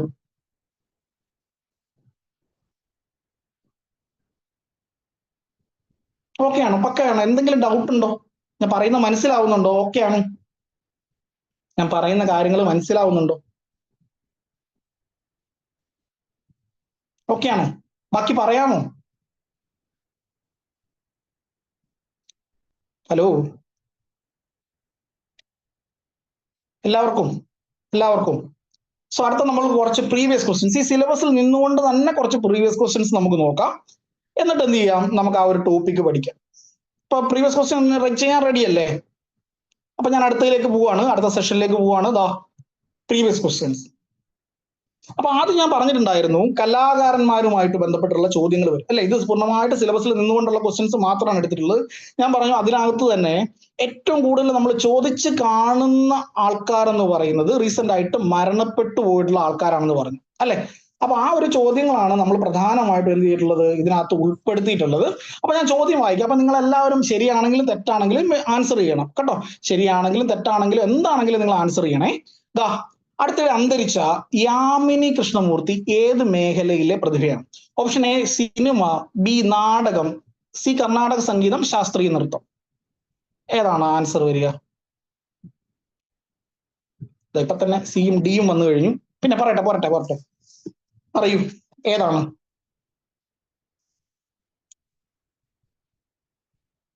സിയിലും ഡിയിലുമാണ് കൂടുതൽ ആൾക്കാരും കോൺസെൻട്രേറ്റ് ചെയ്തിരിക്കുന്നതെന്ന് തോന്നുന്നു അല്ലെ. So the answer is D ആണ് കേട്ടോ, ശാസ്ത്രീയ നൃത്തമാണ്. ഇനി ശാസ്ത്രീയ നൃത്തത്തിൽ തന്നെ നമ്മൾ ഈ നമ്മുടെ ക്ലാസ്സുകളിൽ നമ്മൾ പ്രീവിയസ് ക്വസ്റ്റ്യൻസ് ഡിസ്കസ് ചെയ്യുന്ന സമയത്ത് ഞാൻ നേരത്തെ പറഞ്ഞല്ലോ, ഇവിടെ പഠിപ്പിക്കുന്ന എല്ലാ ഫാക്കൽറ്റീസും ഈ പറഞ്ഞ 200-250 ക്വസ്റ്റ്യൻ പേപ്പറിൽ നിന്നുള്ള ചോദ്യങ്ങളുമായിട്ടാണ് നിങ്ങളുടെ മുമ്പിലേക്ക് എത്തുന്നത്. അപ്പൊ അതുപോലെ തന്നെ നിങ്ങൾക്കും ഇത് ചെയ്യാനായിട്ട് പറ്റും. അപ്പോ ഈ ക്വസ്റ്റ്യൻസ് ഡിസ്കസ് ചെയ്യാൻ നമ്മൾ ഡിഗ്രി ലെവലിലാണ് പഠിക്കുന്നതെന്നുണ്ടെങ്കിൽ ഡിഗ്രി ലെവൽ ക്വസ്റ്റ്യൻസ് മാത്രമല്ല നമ്മൾ ചെയ്യുന്നത്. നമ്മൾ 10th മുതൽ LGS മുതലുള്ള ക്വസ്റ്റ്യൻ പേപ്പർ ചെയ്യുന്നുണ്ട്. 10th level prelims, 10th level mains, +2 prelims, +2 mains, degree prelims, degree mains. ഇതൊന്നും പോരാ, ഇതിനപ്പുറത്തേക്ക് നമ്മൾ ശ്രദ്ധിക്കാതെ പോകുന്ന കുറച്ച് ചോദ്യ പേപ്പറുകളുണ്ട്. അത് എന്തിനാണെന്നറിയാമോ? ഈ ടെക്നിക്കൽ എക്സാമുകൾക്ക് 20 മാർക്ക് GK ഉണ്ടാവും. അതിനകത്തൊക്കെ നമ്മുടെ ഒരു ക്വസ്റ്റ്യൻ ഒക്കെ ആർട്ടുമായിട്ട് ബന്ധപ്പെട്ടിട്ടോ സ്പോർട്സുമായിട്ട് ബന്ധപ്പെട്ടോ ആയിരിക്കും വരുന്നത്. അത് നമ്മൾ കാണാണ്ട് പോകും. പക്ഷെ അതൊരു അടിപൊളി ക്വസ്റ്റ്യൻ ആയിരിക്കും. അപ്പൊ അങ്ങനെയുള്ള ക്വസ്റ്റ്യൻ കൂടി ടെക്നിക്കൽ എക്സാമുകളുടെ ക്വസ്റ്റ്യൻ കൂടി ഉൾപ്പെടുത്തിയിട്ടാണ് നമ്മൾ എന്ത് ചെയ്യുക, ക്ലാസ്സുകൾ മുന്നോട്ട് കൊണ്ടുപോകുക കേട്ടോ. അപ്പൊ ശാസ്ത്രീയ നൃത്തമാണ്. ശാസ്ത്രീയ നൃത്തത്തിൽ ഏതാണ് പുള്ളിക്കാരി കോൺസെൻട്രേറ്റ് ചെയ്തിരിക്കുന്നത് അറിയുമോ? യാമിനി കൃഷ്ണമൂർത്തി. യാമിനി കൃഷ്ണമൂർത്തി ഒരു ഭരതനാട്യവും കുച്ചിപ്പുടി ആർട്ടിസ്റ്റ് ആണ് കേട്ടോ. കുച്ചിപ്പുടി ആർട്ടിസ്റ്റ് ആണ്. ഇത് അവർ മരിച്ചുപോയി, എനിക്ക് തോന്നുന്നു 2024 ഓഗസ്റ്റിലാണ് മരിച്ചത്, കഴിഞ്ഞ മാസം. എന്നുവെച്ചാൽ മരണപ്പെട്ട് ഒറ്റ മാസത്തിനുള്ളിൽ വന്ന ചോദ്യമാണ് കേട്ടോ, ഒരു ഓൺലൈൻ എക്സാമിന് വന്ന ചോദ്യമാണ്. ഓക്കെ, അടുത്ത നോക്കൂ. ഓഗസ്റ്റിൽ അന്തരിച്ച നെല്ലിയോട് വാസുദേവൻ നമ്പൂതിരി ഏത് നൃത്തരൂപവുമായിട്ട് ബന്ധപ്പെട്ടിരിക്കുന്നത്? കഥകളി, കഥക്, ഭരതനാട്യം, മോഹിനിയാട്ടം. നെല്ലിയോട് വാസുദേവൻ നമ്പൂതിരി. പടപടയെന്ന് ആൻസർ ചെയ്യും കേട്ടോ, നമുക്ക് സമയം കളയാനില്ല, അതുകൊണ്ടാണേ. ഏതാണ്? അപ്പൊ പേരിനകത്തിൽ നിന്ന് നിങ്ങൾ പിടിച്ചു എന്ന് തോന്നുന്നു അല്ലെ. നെല്ലിയോട് വാസുദേവൻ നമ്പൂതിരി കഥകളി ആർട്ടിസ്റ്റ് ആണ് കേട്ടോ. വെരി ഗുഡ്, കഥകളി ആർട്ടിസ്റ്റ് ആണ് നെല്ലിയോട് വാസുദേവൻ നമ്പൂതിരി. അടുത്ത ചോദ്യം നോക്കാം. ഒന്നാമത്തെ ചോദ്യം, ചവറ പാറുക്കുട്ടി ഏത് കലാരൂപവുമായി ബന്ധപ്പെട്ട കലാകാരിയായിരുന്നു? കൂടിയാട്ടം, ഓട്ടംതുള്ളൽ, നങ്ങ്യാർകൂത്ത്, കഥകളി. ചവറ പാറുക്കുട്ടിയമ്മ ഏത് കലയുമായിട്ട് ബന്ധപ്പെട്ടിരിക്കുന്നു? കൂടിയാട്ടം, ഓട്ടംതുള്ളൽ, നങ്ങ്യാർകൂത്ത്, കഥകളി. ഈ ആൾക്കാരെല്ലാം അല്ലെങ്കിൽ ഈ ചോദ്യങ്ങളെല്ലാം ഈ ആളുകൾ മരണപ്പെട്ടതിന് ഒരു 1-2 മാസം അല്ലെങ്കിൽ ഒരു 3 മാസത്തിനുള്ളിൽ നടക്കുന്ന ചോദ്യങ്ങളിൽ വന്നിട്ടുള്ള ചോദ്യ പേപ്പറുകളാണ് കേട്ടോ. അതുകൊണ്ടാണ് വ്യക്തികളുമായിട്ട് ബന്ധപ്പെട്ടുകൊണ്ട് പഠിക്കണം എന്ന് പറയുന്നത്. ഓക്കെ, ഏതാണ്? എല്ലാവരും കൂടിയാട്ടത്തിലാണ് കോൺസെൻട്രേറ്റ് ചെയ്തിരിക്കുന്നത് അല്ലെ. സോ ആൻസർ കൂടിയാട്ടമല്ല, ചവറ പാറുക്കുട്ടിയമ്മ ഒരു കഥകളി ആർട്ടിസ്റ്റ് ആണ് കണ്ടോ. നമ്മളൊരു ഊഹം വെച്ച് തട്ടുന്നതായിരിക്കും. നിങ്ങളിപ്പോ പറഞ്ഞോളൂ കേട്ടോ, പരീക്ഷയ്ക്ക് അല്ലെങ്കിൽ നിങ്ങൾ എക്സാം ഹാളിൽ ഈ പരീക്ഷണം ചെയ്യാൻ നിൽക്കരുത്, നമ്മൾ പഠിച്ചിട്ട് തന്നെ പോകണം. അപ്പൊ ചവറ പാറുക്കുട്ടിയമ്മ ഒരു കഥകളി ആർട്ടിസ്റ്റ് ആണ്. ഓക്കെ, ഇപ്പം വന്നതൊക്കെ നമുക്ക് ഡയറക്റ്റ് എന്താ പറയുന്നത് ചോദ്യങ്ങളായിട്ട് വന്നതാണ് അല്ലെ, മരണപ്പെട്ടു പോയിട്ടുള്ള ആൾക്കാരുമായിട്ട് ബന്ധപ്പെട്ട്. ഇനി അടുത്തൊരു ചോദ്യം നോക്കാമേ. വരയുടെ പരമശിവൻ എന്ന് VKN വിശേഷിപ്പിച്ചത് ആരെന്നാണ് ചോദ്യം. വരയുടെ പരമശിവൻ എന്ന് VKN വിശേഷിപ്പിച്ചത് വിഷ്ണുനാരായണൻ നമ്പൂതിരി, പരമേശ്വരൻ നമ്പൂതിരി, KM വാസുദേവൻ നമ്പൂതിരി, കൈതർപ്പം ദാമോദരൻ നമ്പൂതിരി. ആരാണ്? പെട്ടെന്ന് പറയണേ, ആരാണ്? ഇപ്പൊ ധൈര്യമായിട്ട് പറഞ്ഞു, ഒന്നും നോക്കണ്ട. തെറ്റിയാലും ശരിയായാലും ഒക്കെ പറഞ്ഞു. നമ്മൾ എന്താണല്ലോ, നമ്മളിത് പഠിക്കുകയല്ലേ അല്ലെ. ഒരു ആൻസർ നമ്മൾ ചെയ്യുമ്പോൾ ഒരു കാര്യം പഠിച്ചിട്ടാ പോവുക അല്ലെ, അല്ല വെറുതെ അല്ല. ഇത് ഒരു പഠനം കൂടിയാണ്. പ്രീവിയസ് ക്വസ്റ്റ്യൻ ചെയ്യാന്ന് പറഞ്ഞ ഒരു പഠനമാണ്. ഈ 4 ഓപ്ഷനിൽ നിന്നും നമുക്ക് ആൻസറുകൾ കണ്ടുപിടിക്കാൻ പറ്റും. ഏതാണ്? പറയൂ, എല്ലാവരും പറയും. AB. ഇപ്പോഴും നമ്മൾ ആൻസറിലേക്ക് എത്തിയിട്ടില്ല. Answer is KM Vasudevan Namboothiri. ഇതെന്തുകൊണ്ടാണ് നമുക്ക് പലപ്പോഴും ഇത് തെറ്റിപ്പോകുന്നതെന്ന് അറിയുമോ? ഈ KM വാസുദേവൻ നമ്പൂതിരിയെ നമ്മൾ അറിയും, ആളെ നമ്മൾ അറിയും. അദ്ദേഹത്തിന്റെ മരണവാർത്ത പത്രത്തിൽ 1-ാം പേജിൽ നമ്മൾ വായിച്ചിട്ടുണ്ട്. പക്ഷെ KM വാസുദേവൻ നമ്പൂതിരി ഒന്നും ആയിരിക്കില്ല മൂപ്പരെ നമ്മൾ പറയുക ആർട്ടിസ്റ്റ് നമ്പൂതിരി എന്നാണ്. ആർട്ടിസ്റ്റ് നമ്പൂതിരിയുടെ പേരാണ് KM വാസുദേവൻ നമ്പൂതിരി എന്ന്. കണ്ടോ, നമ്മൾ ആർട്ടിസ്റ്റ് നമ്പൂതിരി എന്ന് പഠിക്കും. ആർട്ടിസ്റ്റ് നമ്പൂതിരിയെ നമുക്ക് അറിയുകയും ചെയ്യാം. പക്ഷെ എന്താ പറ്റിയത്? ആള് മരിച്ചു, പക്ഷെ ആളെ കുറിച്ച് ഡയറക്റ്റ് ചോദ്യമല്ല വന്നത്, അയാളെ കുറിച്ച് പറഞ്ഞതാണ് ചോദിച്ചിട്ടുള്ളത്. കണ്ടോ. അടുത്ത ചോദ്യം കേട്ടോ. അപ്പൊ ആർട്ടിസ്റ്റ് നമ്പൂതിരിയുടെ ശരിക്കുള്ള പേരാണ് KM വാസുദേവൻ നമ്പൂതിരി കേട്ടോ. ആർട്ടിസ്റ്റ് നമ്പൂതിരിയെ കുറിച്ചിട്ട് VKN പറഞ്ഞാണ് വരയുടെ പരമശിവൻ. അടുത്ത ചോദ്യം നോക്കിയേ, ഒരു ആത്മകഥയാണേ. ജീവിതരസങ്ങൾ എന്ന പേരിൽ ആത്മകഥ എഴുതിയ കലാകാരൻ ചേമഞ്ചേരി കുഞ്ഞിരാമൻ നായർ, കലാമണ്ഡലം രാമചന്ദ്രൻ ഉണ്ണിത്താൻ, കലാമണ്ഡലം ഗോപി, കലാമണ്ഡലം അച്യുത വാര്യർ. ആരാണ്? ജീവിതരസങ്ങൾ. രസങ്ങൾ എന്നൊക്കെ പറയുന്ന സമയത്ത് അല്ലെ, നവരസം എന്നൊക്കെ നമുക്ക് കണക്ട് ചെയ്യാൻ പറ്റും. അപ്പൊ സ്വാഭാവികമായിട്ടും ഈ പറഞ്ഞ ഈ ഓപ്ഷനകത്തുള്ള 4 പേരും കഥകളി ആർട്ടിസ്റ്റുകളാണ് താൻ. ചേമഞ്ചേരി കുഞ്ഞിരാമൻ നായർ ആണെങ്കിലും, കലാമണ്ഡലം ഉണ്ണിത്താനാണെങ്കിലും, കലാമണ്ഡലം ഗോപിയാശാനാണെങ്കിലും, അച്യുത വാര്യർ ആണെങ്കിലും എല്ലാവരും കഥകളിയുമായിട്ട് ബന്ധപ്പെട്ടിട്ടാണ്. പക്ഷെങ്കിൽ ഈ ആത്മകഥ എഴുതിയത് ആരാണ്? എല്ലാവരും സിയും ബിയും ഒക്കെയാണ് പറയുന്നത്. അവിടെയും നമ്മൾ ആൻസറിലേക്ക് എത്തുന്നില്ല. ചേമഞ്ചേരി കുഞ്ഞിരാമൻ നായരാണ്. എന്തുകൊണ്ടാണ് ചോദ്യം വന്നതെന്ന് അറിയുമോ? ചേമഞ്ചേരി കുഞ്ഞിരാമൻ നായർ ഈ 2022 മരണപ്പെടുന്നത്. സോ അദ്ദേഹത്തിന്റെ മരണത്തിന് ശേഷം വന്നൊരു ചോദ്യമാണ്. അപ്പൊ നമ്മൾ പത്രത്തിൽ അത് വായിച്ചിട്ടുണ്ടെങ്കിൽ നമുക്കത് എഴുതാൻ പറ്റും അല്ലെ, ഇല്ലെന്നുണ്ടെങ്കിൽ നമുക്ക് എഴുതാൻ പറ്റില്ല. അപ്പൊ അതുകൊണ്ടാണ് അത് കറണ്ട് അഫെയർ ആയിട്ട് കൂടി ബന്ധപ്പെട്ടു. ഇനി ആൾക്കാരെല്ലാവരും മരിച്ചപ്പോ നമ്മുടെ പത്രത്തിൽ ആദ്യത്തെ പേജിൽ തന്നെ ഉണ്ടായിരുന്നവരാണ് ഇവരെല്ലാവരും. പക്ഷെ നമ്മൾ ശ്രദ്ധിക്കാതെ പോകുന്നുണ്ട്. പക്ഷെ നമ്മൾ ക്ലാസ്സിൽ പഠിക്കുന്ന സമയത്ത് നമ്മൾ ഇതെല്ലാം പഠിച്ചു പോകും കേട്ടോ. നിർബന്ധമായിട്ടും പഠിച്ചേ പറ്റുള്ളൂ.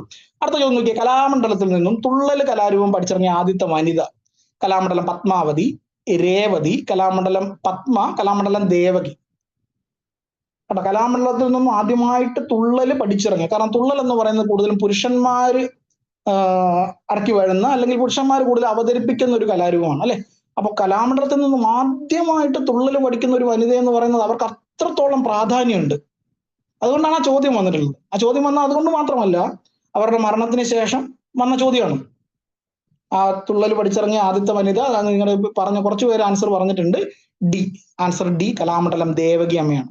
ദേവകി അമ്മ മരിച്ചതിന് ശേഷം വന്നൊരു ചോദ്യമാണ്. കണ്ടോ, അപ്പൊ വ്യക്തികളുമായിട്ട് ബന്ധപ്പെട്ടുകൊണ്ട് കൂടുതലും ഇതല്ലാതെ തന്നെ ലെജൻസുമായിട്ട് ബന്ധപ്പെട്ടിട്ട് ചോദ്യം വരാറുണ്ട് കേട്ടോ. ഈ കലാമണ്ഡലം ഗോപിയാശാനൊക്കെ നിങ്ങൾക്ക് അറിയാം. നിങ്ങൾ മറ്റേ വാനപ്രസ്ഥ സിനിമയൊക്കെ കണ്ടിട്ടുണ്ടെങ്കിൽ അറിയാം. അപ്പം അദ്ദേഹത്തിന്റെ ചില പുസ്തകങ്ങളൊക്കെ ഉണ്ട്. പച്ച വേഷങ്ങളിലാണ് അദ്ദേഹം കൂടുതലും അവതരിപ്പിക്കാറുണ്ടായിരുന്നത്. അപ്പൊ അതുകൊണ്ട് തന്നെ എന്താണ് കൂടുതലും അത് അങ്ങനത്തെ പുസ്തകങ്ങൾ അതുമായിട്ട് ബന്ധപ്പെട്ട അദ്ദേഹം എഴുതിയിട്ടുണ്ട്. ഞാനിപ്പോ ജസ്റ്റ് നിങ്ങളെ കാണിക്കാൻ വേണ്ടിയിട്ട് ഈ റീസെന്റ് ആയിട്ട് മരണപ്പെട്ടു പോയ ആൾക്കാർ അവരെത്തരത്തിലാണ് ചോദ്യപേപ്പറിൽ വന്നിട്ടുള്ളതെന്നുമാണ് ജസ്റ്റ് ഒന്ന് കാണിക്കാൻ വേണ്ടി. ഇനി നമ്മൾ പറഞ്ഞ ഒരു കാര്യമാണ് പ്രശസ്തമായിട്ടുള്ള സ്ഥലങ്ങൾ അല്ലെ. ഇതാ നോക്കൂ, 1-2 ചോദ്യങ്ങൾ നമുക്ക് അതുമായിട്ട് ബന്ധപ്പെട്ടിട്ടൊന്ന് നോക്കാം. ആദ്യത് വയനാട് ജില്ലയിലെ സ്ഥിതി ചെയ്യുന്ന, നമ്മളെല്ലാവരും ടൂർ പോയിട്ടുള്ള സ്ഥലമായിരിക്കും എടക്കൽ ഗുഹകൾ അല്ലെ. അത് ഏത് കാലഘട്ടത്തിലാണെന്നാണ് ചോദ്യം. പ്രാചീന ശിലായുഗം, മധ്യശിലായുഗം, നവീന ശിലായുഗം, താമ്രശിലായുഗം. ഏതായിരിക്കും? എടക്കൽ കേവ്സ് വയനാട് ജില്ലയിലാണ്. നമുക്ക് അതൊക്കെ ചോദിച്ചിട്ടുണ്ട് കേട്ടോ. നമ്മൾ ഏറ്റവും പ്രധാനപ്പെട്ട കുറച്ച് ക്വസ്റ്റ്യൻസ് മാത്രം എടുത്തിട്ടുള്ളത് കൊണ്ടാണ്. ഏതാണ് കുറച്ചുകൂടി പാർട്ടിസിപ്പേഷൻ ആവാട്ടോ. നിങ്ങൾ തെറ്റ് പറഞ്ഞോ, എന്താണ് പ്രശ്നം? നിങ്ങൾ തെറ്റിച്ചോ, ധൈര്യമായിട്ട് പറയൂ. ധൈര്യമായിട്ട് പറയൂ. നമ്മൾ ഫേസ് കൂടി കാണുന്നില്ല, പിന്നെ ധൈര്യമായിട്ട് നിങ്ങൾക്ക് പറയുന്നത് എന്താ പ്രശ്നം അല്ലേ? So the answer is C ആണ് കേട്ടോ, നവീന ശിലായുഗ കാലഘട്ടത്തിന് നൽകിയ. അടുത്തത് ഒരു ചുമർ ചിത്രമാണ്. നമ്മുടെ ടിപ്പുവിന്റെ പടയോട്ടവുമായിട്ട് ബന്ധപ്പെട്ടുള്ള ചുമർ ചിത്രമാണ്. അത് ഇവിടെ ചുമർ ചിത്രമായിട്ട് ഒരു പള്ളിയിൽ, കേരളത്തിൽ ഒരു പള്ളിയിൽ ആലേഖനം ചെയ്തിട്ടുണ്ട്. ചേപ്പാട് പള്ളി, കാഞ്ഞൂര് പള്ളി, കൊരട്ടിപ്പള്ളി, അകപ്പറമ്പ് പള്ളി. ഏത് പള്ളിയിലാണെന്ന് അറിയാമോ ടിപ്പുവിന്റെ പടയോട്ടം മുദ്രണം ചെയ്തിട്ടുള്ളത്, അല്ലെങ്കിൽ ആ ചിത്രീകരിച്ചിട്ടുള്ളത്, ചുമർ ചിത്രമായി സൂക്ഷിച്ചിട്ടുള്ളത്?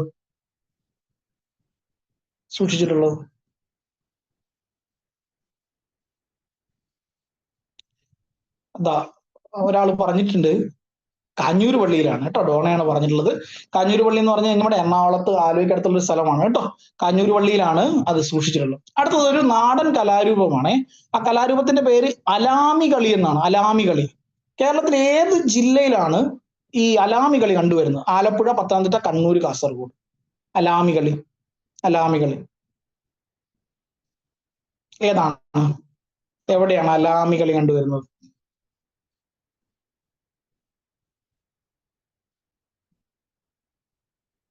അലാമി കളി കൂടുതലും നമ്മൾ കാണുന്നത് കാസർഗോഡാണ് കേട്ടോ. കാസർഗോഡാണ്. ഒരു ഹിന്ദു മുസ്ലിം കമ്മ്യൂണിറ്റിയുടെ, അല്ലെങ്കിൽ ഒരു കൃത്യമായിട്ടുള്ള ഒരു കമ്മ്യൂണൽ ഹാർമണി കാണാൻ പറ്റുന്ന ഒരു കലാരൂപമാണ് അലാമി കളി എന്ന് പറയുന്നത്.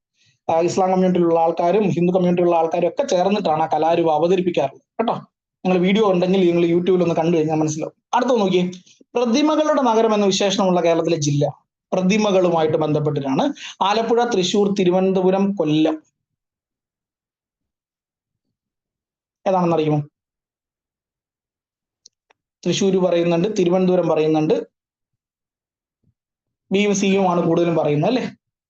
ആൻസർ ഏതാണ്? ആൻസർ സി, തിരുവനന്തപുരമാണ്. അപ്പൊ ഞാൻ ഈ ചോദ്യം തന്നെ വേറൊരു രീതി ചോദിക്കട്ടെ. ഇപ്പൊ പ്രതിമകളുടെ നഗരം എന്ന് പറയുന്നത് തിരുവനന്തപുരമാണ്. അങ്ങനെയാണെങ്കിൽ സിറ്റി ഓഫ് സ്കൾപ്ചേഴ്സ് എന്ന് പറയുന്നതാണ്. ശില്പങ്ങളുടെ നഗരം എന്ന് പറയുന്നത് ഏതാണ്? ശില്പങ്ങളുടെ നഗരം കേരളത്തിലൊരു ജില്ല തന്നെയാണ്. പക്ഷെ നമുക്ക് എപ്പോഴും തെറ്റിപ്പോകുന്ന 2 കാര്യങ്ങളാണ് അല്ലെ. തിരുവനന്തപുരവും ഈ ജില്ലയുമായിട്ട് പ്രതിമയാണോ സ്കൾപ്ചർ ആണോ എന്നൊക്കെ തെറ്റിപ്പോകും. ഏതാണെന്ന് അറിയുമോ? ശില്പങ്ങളുടെ നഗരമാണെന്നുണ്ടെങ്കിൽ അത് കോഴിക്കോടാണ് കേട്ടോ.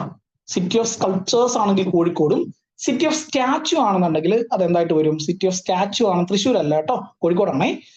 സിറ്റി ഓഫ് സ്റ്റാച്യു ആണെന്നുണ്ടെങ്കിൽ അത് തിരുവനന്തപുരമായിട്ട് വരും.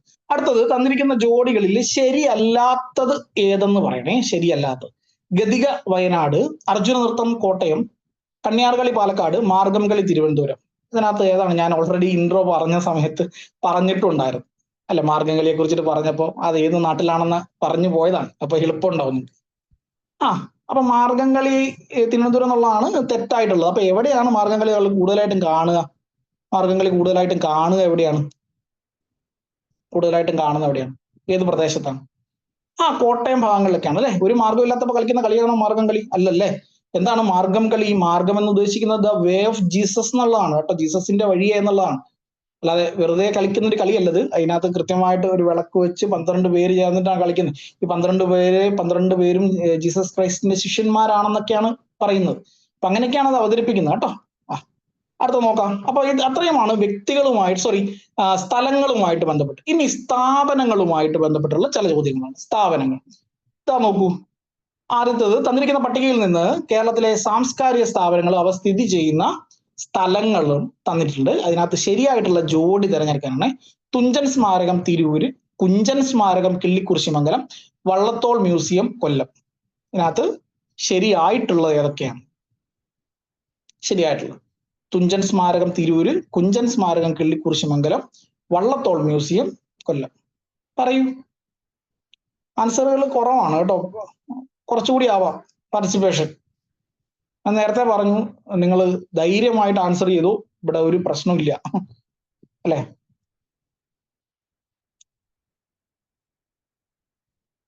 സി പറയുന്ന ആൾക്കാരാണ് കൂടുതലും. സോ സി തന്നെയാണ് ആൻസർ. 1ഉം 2ഉം.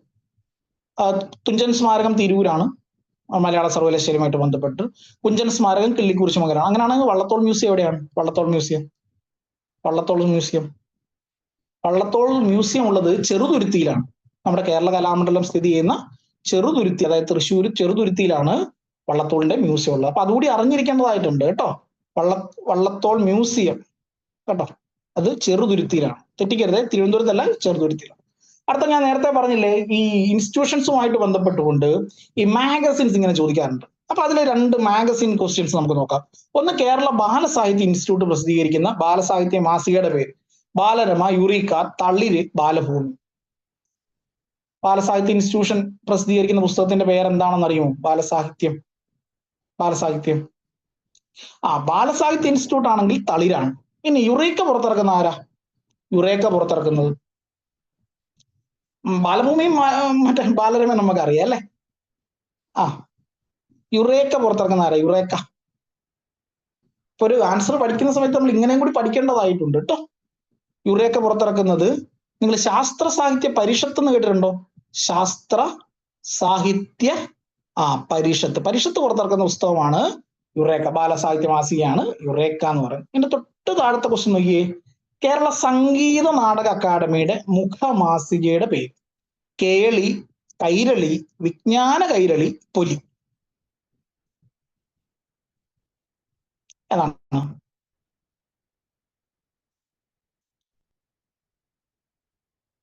ഏതാണ്? പെട്ടെന്ന് പറയണേ. ബിയും എയും ആണ് കൂടുതലും വന്നിട്ടുള്ളത്. സോ ആൻസർ എ ആണ് കേട്ടോ.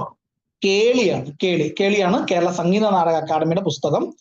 ഓപ്ഷൻ ഡി പൊലി ഉണ്ടോ? പൊലി എന്ന് പറയുന്നത് നമ്മുടെ ഫോക്ലോർ അക്കാദമിയുടെ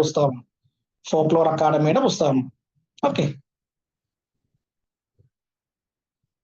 വിജ്ഞാന കൈരളി എന്ന് പറയുന്നത് നമ്മുടെ ഭാഷാ ഇൻസ്റ്റിറ്റ്യൂട്ടിന്റെ പുസ്തകമാണ് വിജ്ഞാന കൈരളി കേട്ടോ. അപ്പൊ നമ്മൾ പ്രീവിയസ് പഠിക്കുമ്പോൾ ഇങ്ങനെ പഠിച്ചു പോണേ. ഒരു ആൻസർ കാണുമ്പോൾ അതിന്റെ ഓപ്ഷൻസ് കൂടി നോക്കിയിട്ട് വേണം എന്ത് ചെയ്യാൻ, മുന്നോട്ടേക്ക് പോകാൻ. അടുത്തത് നോക്കിയേ. Which of the following statement is or are correct about Lalita Kala Academy? So promotion of Indian arts in India and abroad. Another statement, promotion of drama and music. Another statement, conducts national drama festival every year to encourage reading habit. ഇതാണ് 4 statement. അത് ലളിത കലാ academy ആയിട്ട് ബന്ധപ്പെട്ടിട്ട് ഉള്ളത് ഏതാണെന്നുള്ളതാണ്. ഇത് നിങ്ങൾക്ക് easy ആയിട്ട് eliminate ചെയ്ത് ആൻസറിലേക്ക് എത്താൻ പറ്റും. ഈസി ആയിട്ട് എലിമിനേറ്റ് ചെയ്ത് ബാക്കിയുള്ള ഇൻസ്റ്റിറ്റ്യൂഷൻസ് എന്താണ് ചെയ്യുന്നത് എന്ന് ആലോചിച്ച് കഴിഞ്ഞാൽ നിങ്ങൾക്ക് പിടികിട്ടാവുന്നതേ ഉള്ളൂ.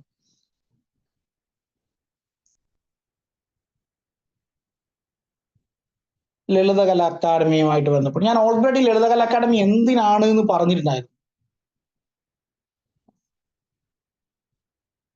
എല്ലാ ഓപ്ഷനും വന്നിട്ടുണ്ട്. എയും ഡിയും സിയും ഒക്കെ വന്നിട്ടുണ്ട്. അപ്പൊ ഇതിന്റെ ആൻസർ വരുന്നത് ഡി ആണ്. ഓൺലി 1 എന്നുള്ളതാണ്. ലളിതകലാ അക്കാദമിയുമായിട്ട് ബന്ധപ്പെട്ടുകൊണ്ട് അത് മാത്രമേ ശരിയുള്ളൂ. നിങ്ങൾ നോക്കൂ, ഒന്ന് ഇത് എങ്ങനെയാണ് ഈ ചോദ്യം ഉണ്ടായിട്ടുള്ളതെന്ന് ചോദിച്ചു കഴിഞ്ഞാൽ, ലളിതകലാ അക്കാദമി ഞാൻ നേരത്തെ പറഞ്ഞില്ല എന്തിനാണ് ഇത് വന്നിട്ടുള്ളത് നമ്മൾ പഠിക്കുന്നുണ്ട്. Aim and objective. അത് പഠിക്കുന്ന സമയത്ത് കേന്ദ്ര ലളിതകലാ അക്കാദമിയുടെ സൈറ്റിൽ കയറുമ്പോൾ തന്നെ നിങ്ങൾ ആദ്യം കാണുന്നത് promotion of Indian arts in India and abroad എന്നുള്ളതാണ്. അതാണ് ആ സ്റ്റേറ്റ്മെന്റ്. ആ സ്റ്റേറ്റ്മെന്റ് അങ്ങനെ തന്നെ കൊടുത്തിട്ടുണ്ട് ഒന്നാമത്തേൽ. അടുത്ത നിങ്ങൾ നോക്കും, നിങ്ങൾ ലോജിക്കലി ചിന്തിച്ചാൽ പോലും ബാക്കി 3 നിങ്ങൾക്ക് എലിമിനേറ്റ് ചെയ്യാൻ പറ്റും. Promotion of drama and music, ഒരു കാരണവശാൽ അത് ലളിതകലാ അക്കാദമിയുടെ ആവില്ല. അത് ഏത് അക്കാദമിയുടെ ആയിരിക്കും? അത് സംഗീത നാടക അക്കാദമിയുടെ ആയിരിക്കും, അല്ലെ? സംഗീത നാടക അക്കാദമിയുടേതായിരിക്കും. Conducts national drama festival every year, അതും ലളിതകലയുമായിട്ട് ബന്ധപ്പെട്ടിട്ടില്ല. അത് സാധാരണഗതിയിൽ നാഷണൽ സ്കൂൾ ഓഫ് ഡ്രാമയുടെ പ്രോഗ്രാം ആയിരിക്കും. സ്കൂൾ ഓഫ് ഡ്രാമയുടെ പ്രോഗ്രാമാണ്. To encourage reading habit, Lalithakala എന്തിനാണ് റീഡിംഗ് ഹാബിറ്റ് വളർത്തുന്നത്? അവർക്ക് പെയിന്റിങ്, സ്കൾപ്ചേഴ്സ്, വാസ്തുവിദ്യ അങ്ങനെയുള്ള കാര്യങ്ങളാണ് അവർ ചെയ്യുന്നത്. റീഡിംഗ് ഹാബിറ്റ് വളർത്തുന്നത് സാധാരണ സാഹിത്യ അക്കാദമിയുടെ പ്രോഗ്രാമാണ്. അപ്പൊ എന്ത് ചെയ്യാൻ പറ്റും? ആ ഒരു ഒറ്റ ക്വസ്റ്റ്യനിൽ നിന്ന് ബാക്കി 3 അല്ല എന്ന് നിങ്ങൾക്ക് ഈസി ആയിട്ട് കാണാൻ പറ്റും. അതൊന്നേ മാത്രമേ ഉള്ളൂ, അത് ഈ ചോദ്യമാണ്. കാരണം ഇങ്ങനെയാണ് നമ്മൾ എലിമിനേഷനിലൂടെ കളയാൻ പറ്റുന്നത്, അല്ലെ? ഇപ്പോ ലളിതകലയെ കുറിച്ചിട്ട് നമുക്ക് അറിയണമെന്നൊന്നുമില്ല, പക്ഷെ ബാക്കി 3 നമ്മൾ ഇതുമായിട്ട് ബന്ധമില്ല എന്ന് കണ്ടാലും മതി, അല്ലെ? അങ്ങനെ നിങ്ങൾക്ക് എലിമിനേറ്റ് ചെയ്യാൻ പറ്റും. ആ സെയിം ക്വസ്റ്റ്യൻ തന്നെയാണ് അടുത്തതിൽ. ഇന്ത്യക്ക് അകത്തും പുറത്തുമുള്ള ഇന്ത്യൻ കലകളുടെ പ്രചരണം ലക്ഷ്യമിട്ടുകൊണ്ട് ന്യൂഡൽഹി ആസ്ഥാനമായി പ്രവർത്തിക്കുന്ന സ്ഥാപനം. ആക്ച്വലി ഈ ഓപ്ഷനകത്തുള്ള ലളിതകല അക്കാദമി, സാഹിത്യ academy, Sangeetha Nataka academy, school of drama, ഈ 4 ഓപ്ഷൻസും ശരിക്കും പറഞ്ഞാൽ ഡൽഹി ആസ്ഥാനമായിട്ട് തന്നെ പ്രവർത്തിക്കുന്ന സ്ഥാപനങ്ങളാണ്. അതിനകത്ത് തന്നെ ആദ്യത്തെ 3 ABC ഓപ്ഷൻസ് രവീന്ദ്ര എന്ന് പറയുന്ന ഒരു കോംപ്ലക്സിനുള്ളിൽ തന്നെയാണ് ഈ 3 സ്ഥാപനങ്ങളുടെ ഹെഡ്ക്വാർട്ടേഴ്സും ഉള്ളത്.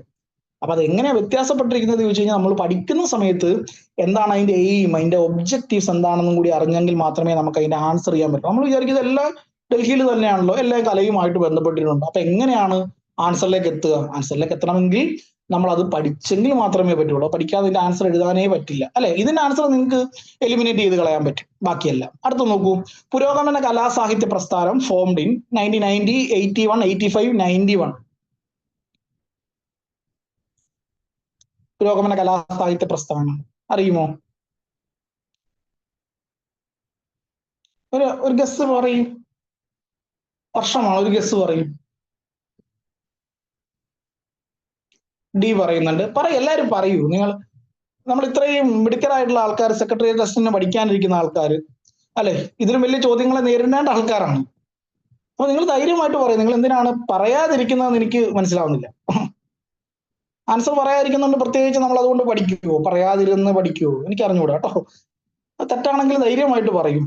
അങ്ങനെയാണ് പഠിക്കുന്നതെന്നാണ് ഞാൻ മനസ്സിലാക്കുന്നത്. 1981 ആൻസർ ബി ആണ്. വൈലോപ്പള്ളി എന്ന് പറയുന്ന ഒരു കവി ഉണ്ട് നമുക്ക്. വൈലോപ്പള്ളിയുടെ സപ്തതിയുമായിട്ട് ബന്ധപ്പെട്ടിട്ടാണ് പുരോഗമന കലാസാഹിത്യ പ്രസ്ഥാനം ഉണ്ടാവുന്നത്. അദ്ദേഹം തന്നെയായിരുന്നു അതിന്റെ ആദ്യത്തെ പ്രസിഡന്റ് ഒക്കെ കേട്ടോ. അടുത്തൊന്ന് നോക്കുമോ? കേരള കലാമണ്ഡലവുമായിട്ട് ബന്ധപ്പെട്ടിട്ടുള്ള ചോദ്യങ്ങളാണ് രണ്ടും. ആദ്യത്തെ ചോദ്യം, കേരള കലാമണ്ഡലം കൽപ്പിത സർവകലാശാലയെ സംബന്ധിച്ച് തെറ്റായ പ്രസ്താവന കണ്ടെത്തുക. കലാമണ്ഡലം ചാൻസലർ മല്ലിക സാരാഭായ് തൃശൂർ ജില്ലയിൽ ചെറുതുരുത്തിയിൽ ഭാരതപ്പുഴയുടെ തീരത്ത് സ്ഥിതി ചെയ്യുന്നു. വള്ളത്തോൾ നാരായണ മേനോനും മണക്കുളം മുകുന്ദരാജയും ചേർന്നിട്ടാണ് രൂപം കൊടുത്തത്. A 1 and 2, B 2 and 3, C 1, D എല്ലാം ശരിയാണ്. എല്ലാം ശരിയാണോ? അത് ഏതാണ് ആൻസർ ആയിട്ട് വരിക?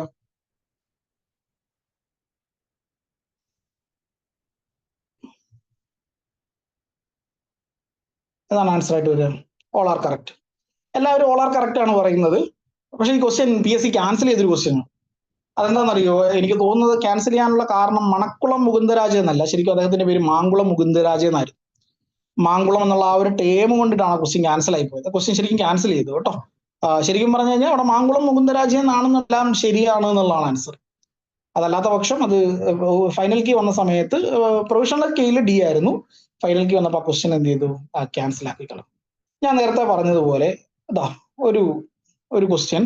കേരള ഫോക്ലോർ അക്കാദമി സ്ഥിതി ചെയ്യുന്നത് അരണാട്ടുകര, നളന്ദ, ചിറക്കൽ, ചെമ്പുക്കാവ്. അരണാട്ടുകര, നളന്ദ, ചിറക്കൽ, ചെമ്പുക്കാവ് എവിടെയാണ്? ഫോക്ലോർ അക്കാദമി സ്ഥിതി ചെയ്യുന്നത് കണ്ണൂർ ജില്ലയിൽ ചിറക്കൽ എന്ന് പറയുന്ന സ്ഥലത്താണ്. പക്ഷെ നിങ്ങൾ ആ ഓപ്ഷൻ നോക്കൂ. നിങ്ങൾക്ക് പരിചയമുള്ള അല്ലെങ്കിൽ നമ്മൾ പഠിക്കുന്ന സമയത്ത് പഠിക്കുന്ന കുറെ ഹെഡ്ക്വാർട്ടേഴ്സുകളാണത്.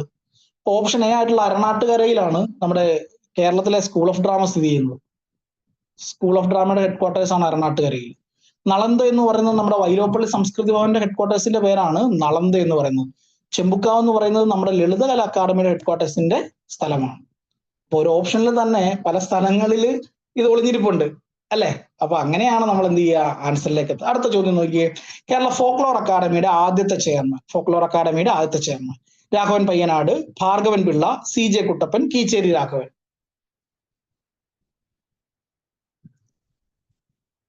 ആരാണ്? ഭാർഗവൻ പിള്ളയാണ് കേട്ടോ, ഭാർഗവൻ പിള്ളയാണ്. ഇനി നമ്മൾ ഈ കലാരൂപങ്ങൾ പഠിക്കുന്ന സമയത്ത് ഈ കലയുമായിട്ട് ബന്ധപ്പെട്ടുകൊണ്ടുള്ള ചില വാക്കുകൾ അല്ലെങ്കിൽ പദങ്ങൾ അതിനകത്ത് കാണാൻ പറ്റും. അപ്പൊ അത് നമ്മൾ പൂർണ്ണമായിട്ടും കൃത്യമായിട്ട് നമ്മൾ ഈ വൺ വേർഡ് ആൻസറുകൾ പഠിച്ചു കഴിഞ്ഞാൽ നമുക്കത് പഠിക്കാൻ പറ്റില്ല. ഒരു കല പഠിക്കുന്ന സമയത്തോ അത്രയും ഡീറ്റെയിൽ ആയിട്ട് പഠിച്ചെങ്കിൽ മാത്രമാണ് നമുക്ക് എന്ത് ചെയ്യാൻ പറ്റുള്ളൂ, ഈ കലാരൂപത്തെ കുറിച്ചിട്ടുള്ള ഉള്ളറിവുകൾ ഉണ്ടാവുള്ളൂ. അപ്പൊ അത്തരത്തിലുള്ള ചില ചോദ്യങ്ങളാണിത്. ഒരു ചോദ്യം, പക്ഷിപ്പാട്ട്, കപ്പപ്പാട്ട് എന്നിവ ഏത് സംഗീത വിഭാഗത്തിൽ പെടുന്നു എന്നുള്ളതാണ്. വടക്കം പാട്ടുകൾ, മാപ്പിളപ്പാട്ടുകൾ, നാടൻ പാട്ടുകൾ, ഗസലുകൾ. പക്ഷിപ്പാട്ട്, കപ്പപ്പാട്ട്, ഇതൊക്കെ എന്താണ്, എന്ത് തരം പാട്ടുകളാണെന്ന് അറിയുമോ? എന്ത് തരം പാട്ടുകളാണ്?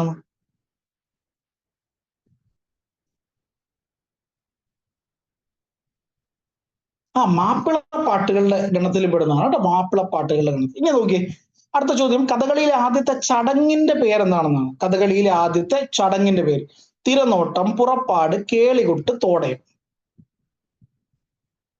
കഥകളിയിലെ ആദ്യത്തെ ചടങ്ങിന്റെ പേര് തിരനോട്ടം, പുറപ്പാട്, കേളികൊട്ട്, തോടയം.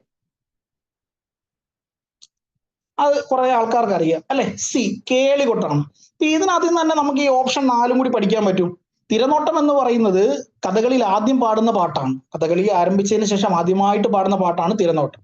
പുറപ്പാട് എന്ന് പറഞ്ഞു കഴിഞ്ഞാൽ കഥകളിയിലെ കഥാപാത്രങ്ങൾ പ്രവേശിക്കുന്ന ചടങ്ങാണ് പുറപ്പാട് എന്ന് പറയുന്നത്. കഥകളിയിലെ ആദ്യത്തെ ചടങ്ങ്, ഇന്ന സ്ഥലത്ത് കഥകളി നടക്കുന്നുണ്ട് എന്ന് ദേശക്കാരെ കൊട്ടി അറിയിച്ച് വിളിക്കുന്ന ചടങ്ങാണ് കേളികൊട്ട് എന്ന് പറയുന്നത് കേട്ടോ. അടുത്ത ചോദ്യം നോക്കിയേ. മൈക്കൽ ആഞ്ചലോയുടെ ലാ പിയാത്ത എന്ന പ്രശസ്ത ശില്പത്തിന്റെ മലയാള അർത്ഥം എന്താണെന്നാണ്. സ്നേഹം, ദയ, ത്യാഗം, കരുണ. ഈ സ്കൾപ്ചർ നിങ്ങൾ എല്ലാവരും കണ്ടിട്ടുണ്ടോ? കേരളത്തിലെ മിക്ക ക്രിസ്ത്യൻ പള്ളികളുടെ മുമ്പിലും ഒരു മാതാവിന്റെ മടിയില് ചോരയിൽ കുളിച്ചു കിടക്കുന്ന ഒരു ജീസസ് ക്രൈസ്റ്റിന്റെ ശില്പം, ആ ശില്പമാണ് ലാ പിയാത്ത എന്ന് പറയുന്നത്. അറിയാത്തവർക്ക് വേണ്ടിയിട്ടാണ് കേട്ടോ. അപ്പൊ അതിന്റെ അർത്ഥം എന്താണ്? അതിന്റെ അർത്ഥം, ലാ പിയാത്തയുടെ അർത്ഥം അതറിയുമോ? സ്നേഹമാണോ, ദയയാണോ, ത്യാഗമാണോ, കരുണയാണോ? നമുക്ക് നോക്കുന്ന സമയത്ത് അതെല്ലാം തോന്നും അല്ലെ? ആക്ച്വലി അത് കരുണയാണ് കേട്ടോ, കരുണയാണ് അതിന്റെ ശില്പത്തിന്റെ അർത്ഥത്തിന്റെ പേര്. അപ്പൊ ഇത്തരത്തിലുള്ള ചില പദങ്ങൾ ഇപ്പൊ ഇത് നോക്കൂ. ആദ്യത്തെ നോക്കിയേ, കഥകളിയുമായി ബന്ധമില്ലാത്തവ ഏത് എന്ന് പറയണേ. തോടയം, ആട്ടവിളക്ക്, അഞ്ചടി, ഏകലോചനം. ഇതിനകത്ത് ഏതാണ് കഥകളിയുമായിട്ട് ബന്ധമില്ലാത്തത്? തോടയം, ആട്ടവിളക്ക്, അഞ്ചടി, ഏകലോചനം. കഥകളിയുമായി ബന്ധമില്ലാത്തത്. ഇത് നമ്മൾ അറിയണമെന്നുണ്ടെങ്കിൽ കഥകളിയെ കുറിച്ചിട്ട് ഡീറ്റെയിൽ ആയിട്ട് അറിഞ്ഞെങ്കിലേ പറ്റുള്ളൂ അല്ലെ? കഥകളിയെ കുറിച്ച് ഡീറ്റെയിൽ ആയിട്ട് പഠിക്കാൻ നമുക്ക് അത് എഴുതാനായിട്ട് പറ്റില്ല. ഏതാണ് പറയൂ? അതിന്റെ ആൻസർ വരിക സി ആണ് കേട്ടോ. അഞ്ചടി എന്ന് പറയുന്നത് മലബാറിലുള്ള ഒരു പാട്ടുകളാണ്, അഞ്ചടി പാട്ടുകൾ എന്ന് പറയുന്നത്. ബാക്കി 3 കഥകളിയുമായിട്ട് ബന്ധപ്പെടുന്നു. തോടയം എന്ന് പറയുന്ന കഥകളിയിൽ ഒരു ചടങ്ങാണ്. ആട്ടവിളക്ക് കഥകളി കളിക്കുന്ന സമയത്ത് മുമ്പിൽ വെക്കുന്ന വിളക്കാണ്. ഏകലോചനം എന്ന് പറഞ്ഞാൽ ഒരേ സമയത്ത് തന്നെ ഒരു കണ്ണിൽ കൂടി കോപവും മറ്റൊരു കണ്ണിൽ കൂടി ശോകവും അഭിനയിക്കുന്ന അഭിനയ മുഹൂർത്തത്തെയാണ് നമ്മൾ ഏകലോചനം എന്ന് പറയും.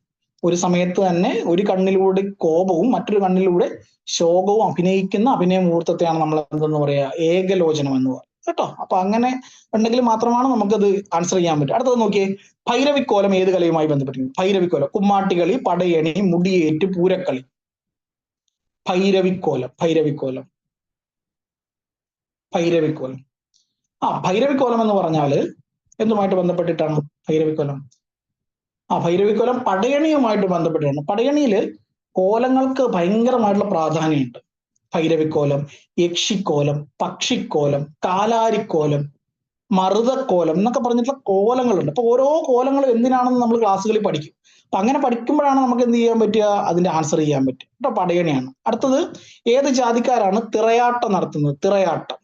നായര്, ചാക്യാര്, കുറിച്യര്, പെരുമണ്ണൻ. നായര്, ചാക്യാര്, കുറിച്യര്, പെരുമണ്ണൻ. ആരാണ്? തിറയാട്ടം. തിറയാട്ടം എന്ന് പറഞ്ഞാൽ മലബാറിലുള്ള ഒരു കലാരൂപമാണ്. അതിനകത്ത് നിങ്ങൾക്ക് ഈസി ആയിട്ട് എലിമിനേറ്റ് ചെയ്യാൻ പറ്റും അല്ലെ? പെരുമണ്ണൻ കമ്മ്യൂണിറ്റിയാണ്. നിങ്ങൾ ഈ മറ്റേ സുരേഷ് ഗോപിയുടെ മറ്റേ സിനിമ കണ്ടിട്ടുണ്ടെങ്കിൽ തന്നെ മനസ്സിലാവും. എന്താ പറയാ, ഈ അതിനകത്ത് ക്യാരക്ടറിന്റെ പേര് തന്നെ കണ്ണൻ പെരുമല എന്നാണ്, കണ്ണൻ പെരുമണ്ണൻ എന്നാണ്. കേട്ടോ. അടുത്തത് ചില വാദ്യോപകരണങ്ങളുമായിട്ട് ബന്ധപ്പെട്ടുകൊണ്ടുള്ള ഒരു ചോദ്യങ്ങളും കൂടി നോക്കാം. ഇത് നോക്കിക്കേ, പടയണിയിൽ ഉപയോഗിക്കുന്ന വാദ്യം ഏതാണ്? തപ്പും ചെണ്ടയും, മൃദംഗവും തപ്പും, കുഴലും ചെണ്ടയും, മിഴാവും മദ്ദളവും. പടയണിയിൽ ഉപയോഗിക്കുന്ന വാദ്യങ്ങൾ അറിയാമോ? പടയണിയിൽ ഉപയോഗിക്കുന്നത്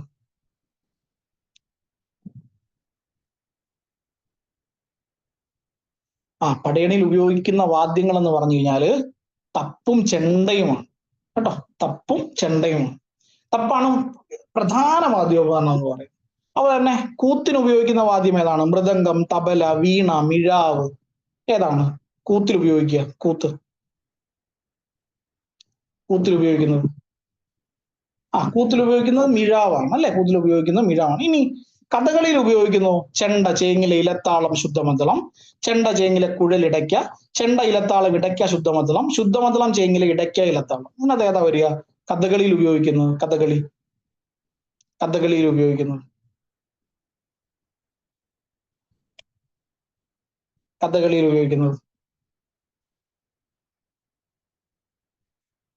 എ ആണ് കേട്ടോ. ചെണ്ട, ചേങ്ങില, ഇലത്താളം, ശുദ്ധമദ്ദളം. ചെണ്ടയും ശുദ്ധമദ്ദളവും വേറെ ഉണ്ടാവും. അതല്ലാതെ പാട്ട് പാടുന്ന ആൾക്കാരുടെ ഇപ്പൊ ഒരു കഥകളിയിൽ പ്രധാനമായിട്ട് പാട്ട് പാടുന്ന ആളെ നമ്മൾ പൊന്നാനി എന്ന് വിളിക്കുക. പൊന്നാനി. പുള്ളിക്കാരന്റെ കയ്യിലായിരിക്കും ഈ ചേങ്ങില ഉണ്ടാവുക. അദ്ദേഹത്തിന്റെ കൂടെ കുറെ ശിങ്കിടികൾ ഉണ്ടാവും, അതായത് ഏറ്റുപാടുന്ന ആൾക്കാരുണ്ടാവും. അവരുടെ കയ്യിലാണ് ഇലത്താളം ഉണ്ടാവുക കേട്ടോ. കഥകളിയിൽ പൊന്നാനിയുടെ കയ്യിൽ ചേങ്ങിലയും, അതായത് മെയിൻ മുഖ്യ ഗായകന്റെ കയ്യിൽ ചേങ്ങിലയും, കൂടെ പാടുന്ന ആൾക്കാരുടെ കയ്യിൽ ഇലത്താളവുമായിരിക്കും ഉണ്ടാവുക. ഇനി നമുക്ക് സോറി ഒരു ചോദ്യം നോക്കാമേ.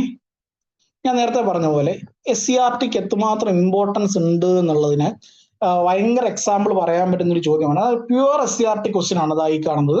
താഴെ പറയുന്നവയിൽ കാനായി കുഞ്ഞിരാമനുമായി ബന്ധപ്പെട്ട ശരിയായ പ്രസ്താവനകൾ ഏതൊക്കെ? കാരണം SCERTക്കകത്ത് ഒരു പേജ് നിറച്ച് കാനായി കുഞ്ഞിരാമനെ കൊടുത്തിട്ടുണ്ട്.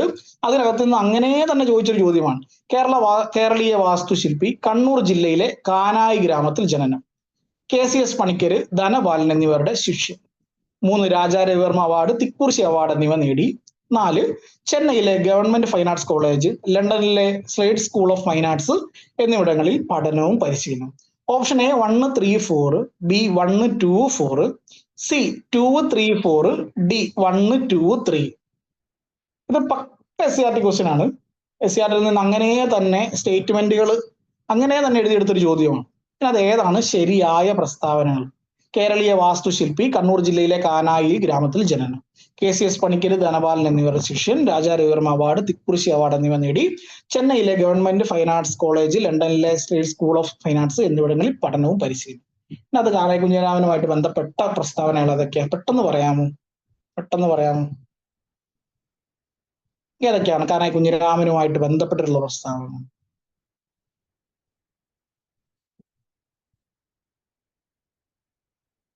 അയ്യോ പറയൂ.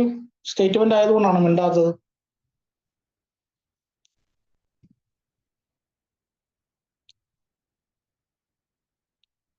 ഇത് നിങ്ങൾ കാനായി കുഞ്ഞിരാമനെ കുറിച്ചിട്ട് അല്ലെങ്കിൽ ഈ SCERT വായിച്ചിട്ടുണ്ടെങ്കിൽ നിങ്ങൾക്ക് ഇത് ആദ്യത്തെ സ്റ്റേറ്റ്മെന്റ് വായിക്കുമ്പോൾ തന്നെ നിങ്ങൾക്ക് ഇതിന്റെ ആൻസർ കിട്ടും. ഒന്നാമത്തെ സ്റ്റേറ്റ്മെന്റ് എന്താ? കേരളീയ വാസ്തുശില്പി, കണ്ണൂർ ജില്ലയിലെ കാനായി ഗ്രാമത്തിൽ ജനനം. ഇതിനകത്ത് തെറ്റായിട്ടുള്ള സ്റ്റേറ്റ്മെന്റ് ആണത്. കണ്ണൂർ ജില്ലയിലെ കാനായി കുഞ്ഞിരാമൻ എന്നാണ് അദ്ദേഹത്തിന്റെ പേരെങ്കിൽ കണ്ണൂർ ജില്ലയിലെ കാനായിലല്ല അദ്ദേഹം ജനിക്കുന്നത്. അദ്ദേഹം ജനിക്കുന്നത് കാസർഗോഡ് ജില്ലയിൽ കുട്ടമത്ത് എന്ന് പറയുന്ന സ്ഥലത്താണ്. കുട്ടമത്ത്, അവിടെയാണ് അദ്ദേഹം ജനിക്കുന്നത്. സോ 1 എന്ന് പറയുന്ന സ്റ്റേറ്റ്മെന്റ് തെറ്റാണ്. നിങ്ങൾ ഓപ്ഷനിൽ നോക്കൂ. ഓപ്ഷൻ എയിൽ 1 ഉണ്ട്, ഓപ്ഷൻ ബിയിലും 1 ഉണ്ട്, ഓപ്ഷൻ ഡിയിലും 1 ഉണ്ട്. ഇനി ബാക്കിയുള്ള സ്റ്റേറ്റ്മെന്റ് നിങ്ങൾക്ക് അറിയാമെങ്കിലും അറിയില്ല എങ്കിലും നിങ്ങൾക്ക് C ആൻസർ എഴുതാൻ പറ്റും. ടെക്സ്റ്റ് വായിച്ചിട്ടുള്ളവർക്ക് കണ്ടോ C ആൻസർ എഴുതാൻ പറ്റും. കാരണം ബാക്കി 3-ൽ 1 ആൻസർ ആയിട്ടുണ്ട്. കാരണം പേരിന്റെ കൂടെ കാനായി ഉള്ളതുകൊണ്ട് നമ്മൾ വിചാരിക്കും കാനായിലാണ് അദ്ദേഹം ജനിച്ചത്. പക്ഷെങ്കിൽ അത് മാത്രമാണ് അതിനകത്ത് തെറ്റ്. അടുത്തതും ഈ പറഞ്ഞ പോലെ പ്യുവർ SCERT ക്വസ്റ്റ്യൻ ആണ്.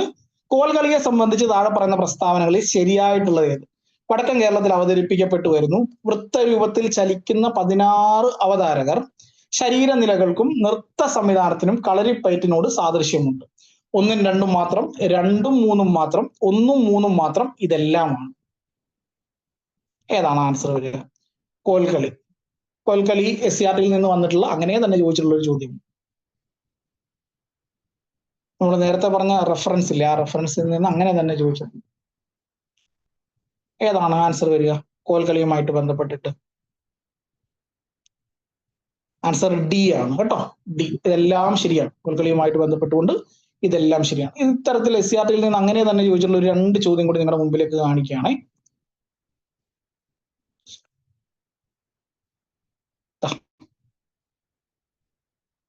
രാജാ രവിവർമ്മയെ പറ്റിയിട്ടുള്ള വസ്തുതകൾ പരിശോധിക്കുക. അതിനകത്ത് തെറ്റായിട്ടുള്ള സ്റ്റേറ്റ്മെന്റ് എടുക്കും. ഇതും രാജാ രവിവർമ്മയെ കുറിച്ചിട്ട് എനിക്ക് തോന്നുന്നു 7ാം ക്ലാസ്സിൽ SCRT-യിൽ ഇങ്ങനെ തന്നെ കൊടുത്തിട്ടുണ്ട്. അതിനകത്തെ ചോദ്യമാണ്. 19ാം നൂറ്റാണ്ടിലെ അവസാനത്തിലും 20ാം നൂറ്റാണ്ടിന്റെ തുടക്കത്തിലും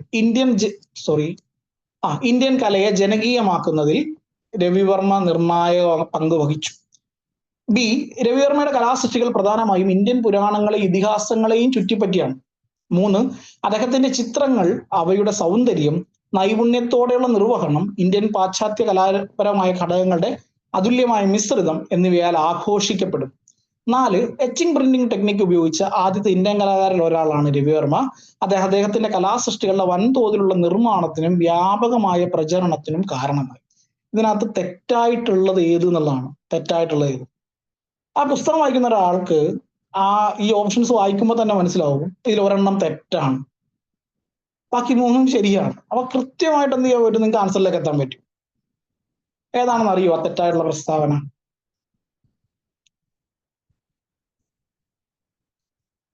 ബാക്കി 3 നിങ്ങൾക്ക് ആ സ്റ്റേറ്റ്മെന്റ് അറിയാവുന്ന ഒരാളെ സംബന്ധിച്ച് ബാക്കി 3 സ്റ്റേറ്റ്മെന്റുകളും അമ്പ തന്നെ എലിമിനേറ്റ് ചെയ്യാൻ പറ്റും.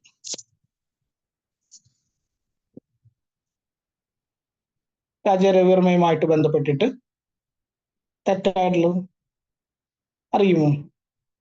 രാജാ രവിവർമ്മയുമായിട്ട് ബന്ധപ്പെട്ടിട്ട് തെറ്റായിട്ടുള്ളത് ഈ സ്റ്റേറ്റ്മെന്റ് ഡി ആണ്. എച്ചിങ് പ്രിന്റിംഗ് ടെക്നിക്ക് എന്നൊരു ടെക്നിക്ക് രാജാ രവിവർമ്മ ഉപയോഗിച്ചിട്ടേ ഇല്ല. അത് SCRT-യിൽ കൃത്യമായിട്ട് പറയുന്നുണ്ട്. രാജാ രവിവർമ്മയുടെ ക്യാൻവാസ് എന്ന് പറയുന്നത് ഓയിൽ പെയിന്റിംഗ് ആണ്. ഓയിൽ പെയിന്റിങ്ങിലാണ് അദ്ദേഹത്തിന്റെ ചിത്രങ്ങൾ കൂടുതലും ചെയ്തിട്ടുള്ളത്. അദ്ദേഹം എച്ചിങ് പ്രിന്റിംഗ് ടെക്നിക്കോ അല്ലെങ്കിൽ മറ്റു ടെക്നിക്കുകളോ ഉപയോഗിച്ചിട്ടില്ല. ആ കാലഘട്ടത്തിൽ കൃത്യമായിട്ട് SCRT-യിൽ പറയുന്നുണ്ട്, ആ സമയത്ത് വിദേശ രാജ്യങ്ങളിലുള്ള ആർട്ടിസ്റ്റുകൾ ഓയിൽ പെയിന്റിങ്ങുകൾ ഉപയോഗിക്കുന്നതിലും ഭംഗിയായിട്ട് ഇന്ത്യയിൽ ഓയിൽ പെയിന്റിങ്ങുകൾ ഉപയോഗിച്ചുകൊണ്ടിരുന്ന ഒരാളാണ് രാജാ രവിവർമ്മ. അതുകൊണ്ടാണ് അദ്ദേഹത്തിന്റെ കലാസൃഷ്ടികൾക്ക് ആ കാലഘട്ടത്തിൽ വൻതോതിലുള്ള പ്രചാരണത്തിന് കാരണമാകുന്നത്. കാരണം ഓയിൽ പെയിന്റിങ് അത്ര വ്യാപകമല്ലാത്തൊരു കാലഘട്ടത്തിൽ ഓയിൽ പെയിന്റിങ്ങിന് അത്രത്തോളം പ്രാധാന്യം കൊടുക്കുകയും അതുപോലെ തന്നെ വിദേശ ടെക്നിക്കുകൾ ഉപയോഗിക്കുകയും ചെയ്ത ആർട്ടിസ്റ്റ് ആയതുകൊണ്ടാണ് രാജാ രവിവർമ്മയുടെ പെയിന്റിങ്ങുകൾക്ക് വലിയ രീതിയിലുള്ള പ്രചാരം കിട്ടിയത് കേട്ടോ. അപ്പൊ അതാണ് ആൻസർ. അപ്പൊ അതും അറിയണമെന്നുണ്ടെങ്കിൽ നമ്മൾ എന്ത് ചെയ്യണം? അത് വായിച്ചെങ്കിൽ മാത്രമേ പറ്റൂ. ഒരു ചോദ്യം കൂടി ചോദിക്കാമേ, ഒറ്റ ചോദ്യം കൂടി, എന്നിട്ട് നമുക്ക് ഒരു ടോപ്പിക്ക് പഠിക്കാം. സോ താഴെ കൊടുത്തിരിക്കുന്നതിൽ തെറ്റായിട്ടുള്ള പ്രസ്താവന ഏത്? 1966-ൽ KCS പണിക്കറിന്റെ നേതൃത്വത്തിൽ ചെന്നൈക്ക് സമീപം ചോളമണ്ഡലം കലാകാരന്മാരുടെ ഗ്രാമം സ്ഥാപിച്ചു. ചോളമണ്ഡലം ആർട്ടിസ്റ്റ് ഗ്രൂപ്പിലെ കലാകാരന്മാര് ഇന്ത്യൻ സാംസ്കാരിക പാരമ്പര്യങ്ങളിൽ നിന്നും തദ്ദേശീയ കലാരൂപങ്ങളിൽ നിന്നും പ്രചോദനം ഉൾക്കൊണ്ടു.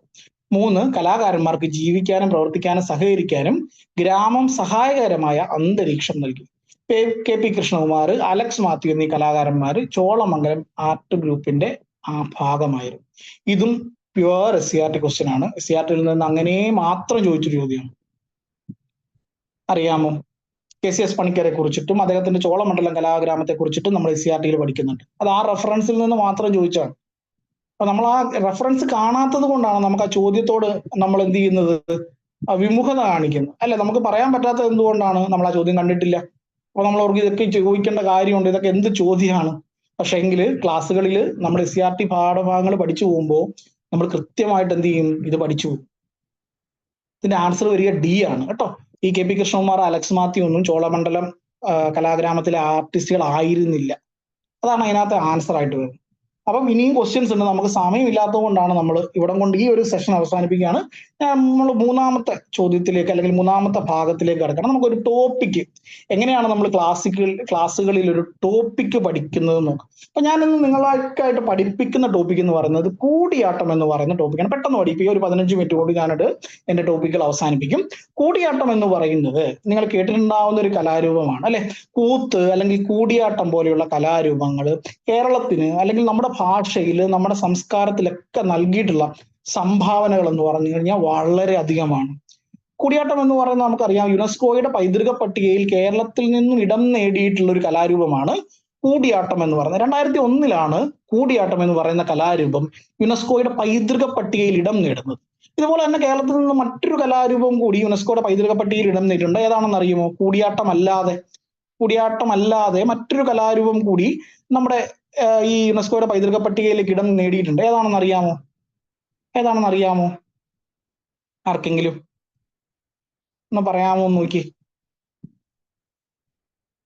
അത് മുടിയേറ്റാണ് കേട്ടോ. മുടിയാട്ടമല്ല, മുടിയേറ്റ്.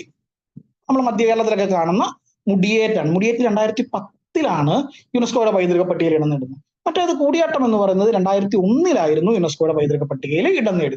അപ്പൊ അന്ന് ഈ നമുക്കറിയാം ഒരു ഗിന്നസ് ബുക്ക് ഓഫ് റെക്കോർഡിലൊക്കെ ഇടം നേടുമ്പോൾ കണ്ടിട്ടുണ്ടാവും അല്ലെ? ഗിന്നസ് ബുക്ക് ഓഫ് റെക്കോർഡ്സിന്റെ ഒഫീഷ്യൽസ് വന്ന് അവരുടെ മുമ്പിൽ നമ്മൾ പെർഫോം ചെയ്ത് അങ്ങനെയൊക്കെയാണ് നമുക്ക് ആ ടൈറ്റിൽ കിട്ടുന്നത് അല്ലെ? അപ്പൊ 2001 ഇത് അവതരിപ്പിക്കുന്നത് പാരീസിൽ യുനെസ്കോയുടെ ഒഫീഷ്യൽസിന്റെ മുമ്പിലാണ്. അന്ന് നമുക്ക് വേണ്ടി കേരളത്തിൽ നിന്ന് ഇത് അവതരിപ്പിക്കുന്നത് മാർഗി സതി എന്ന് പറയുന്ന ആർട്ടിസ്റ്റാണ്. മാർഗി സതി. മാർഗി എന്ന് പറയുന്ന ആളുടെ പേരാണോ?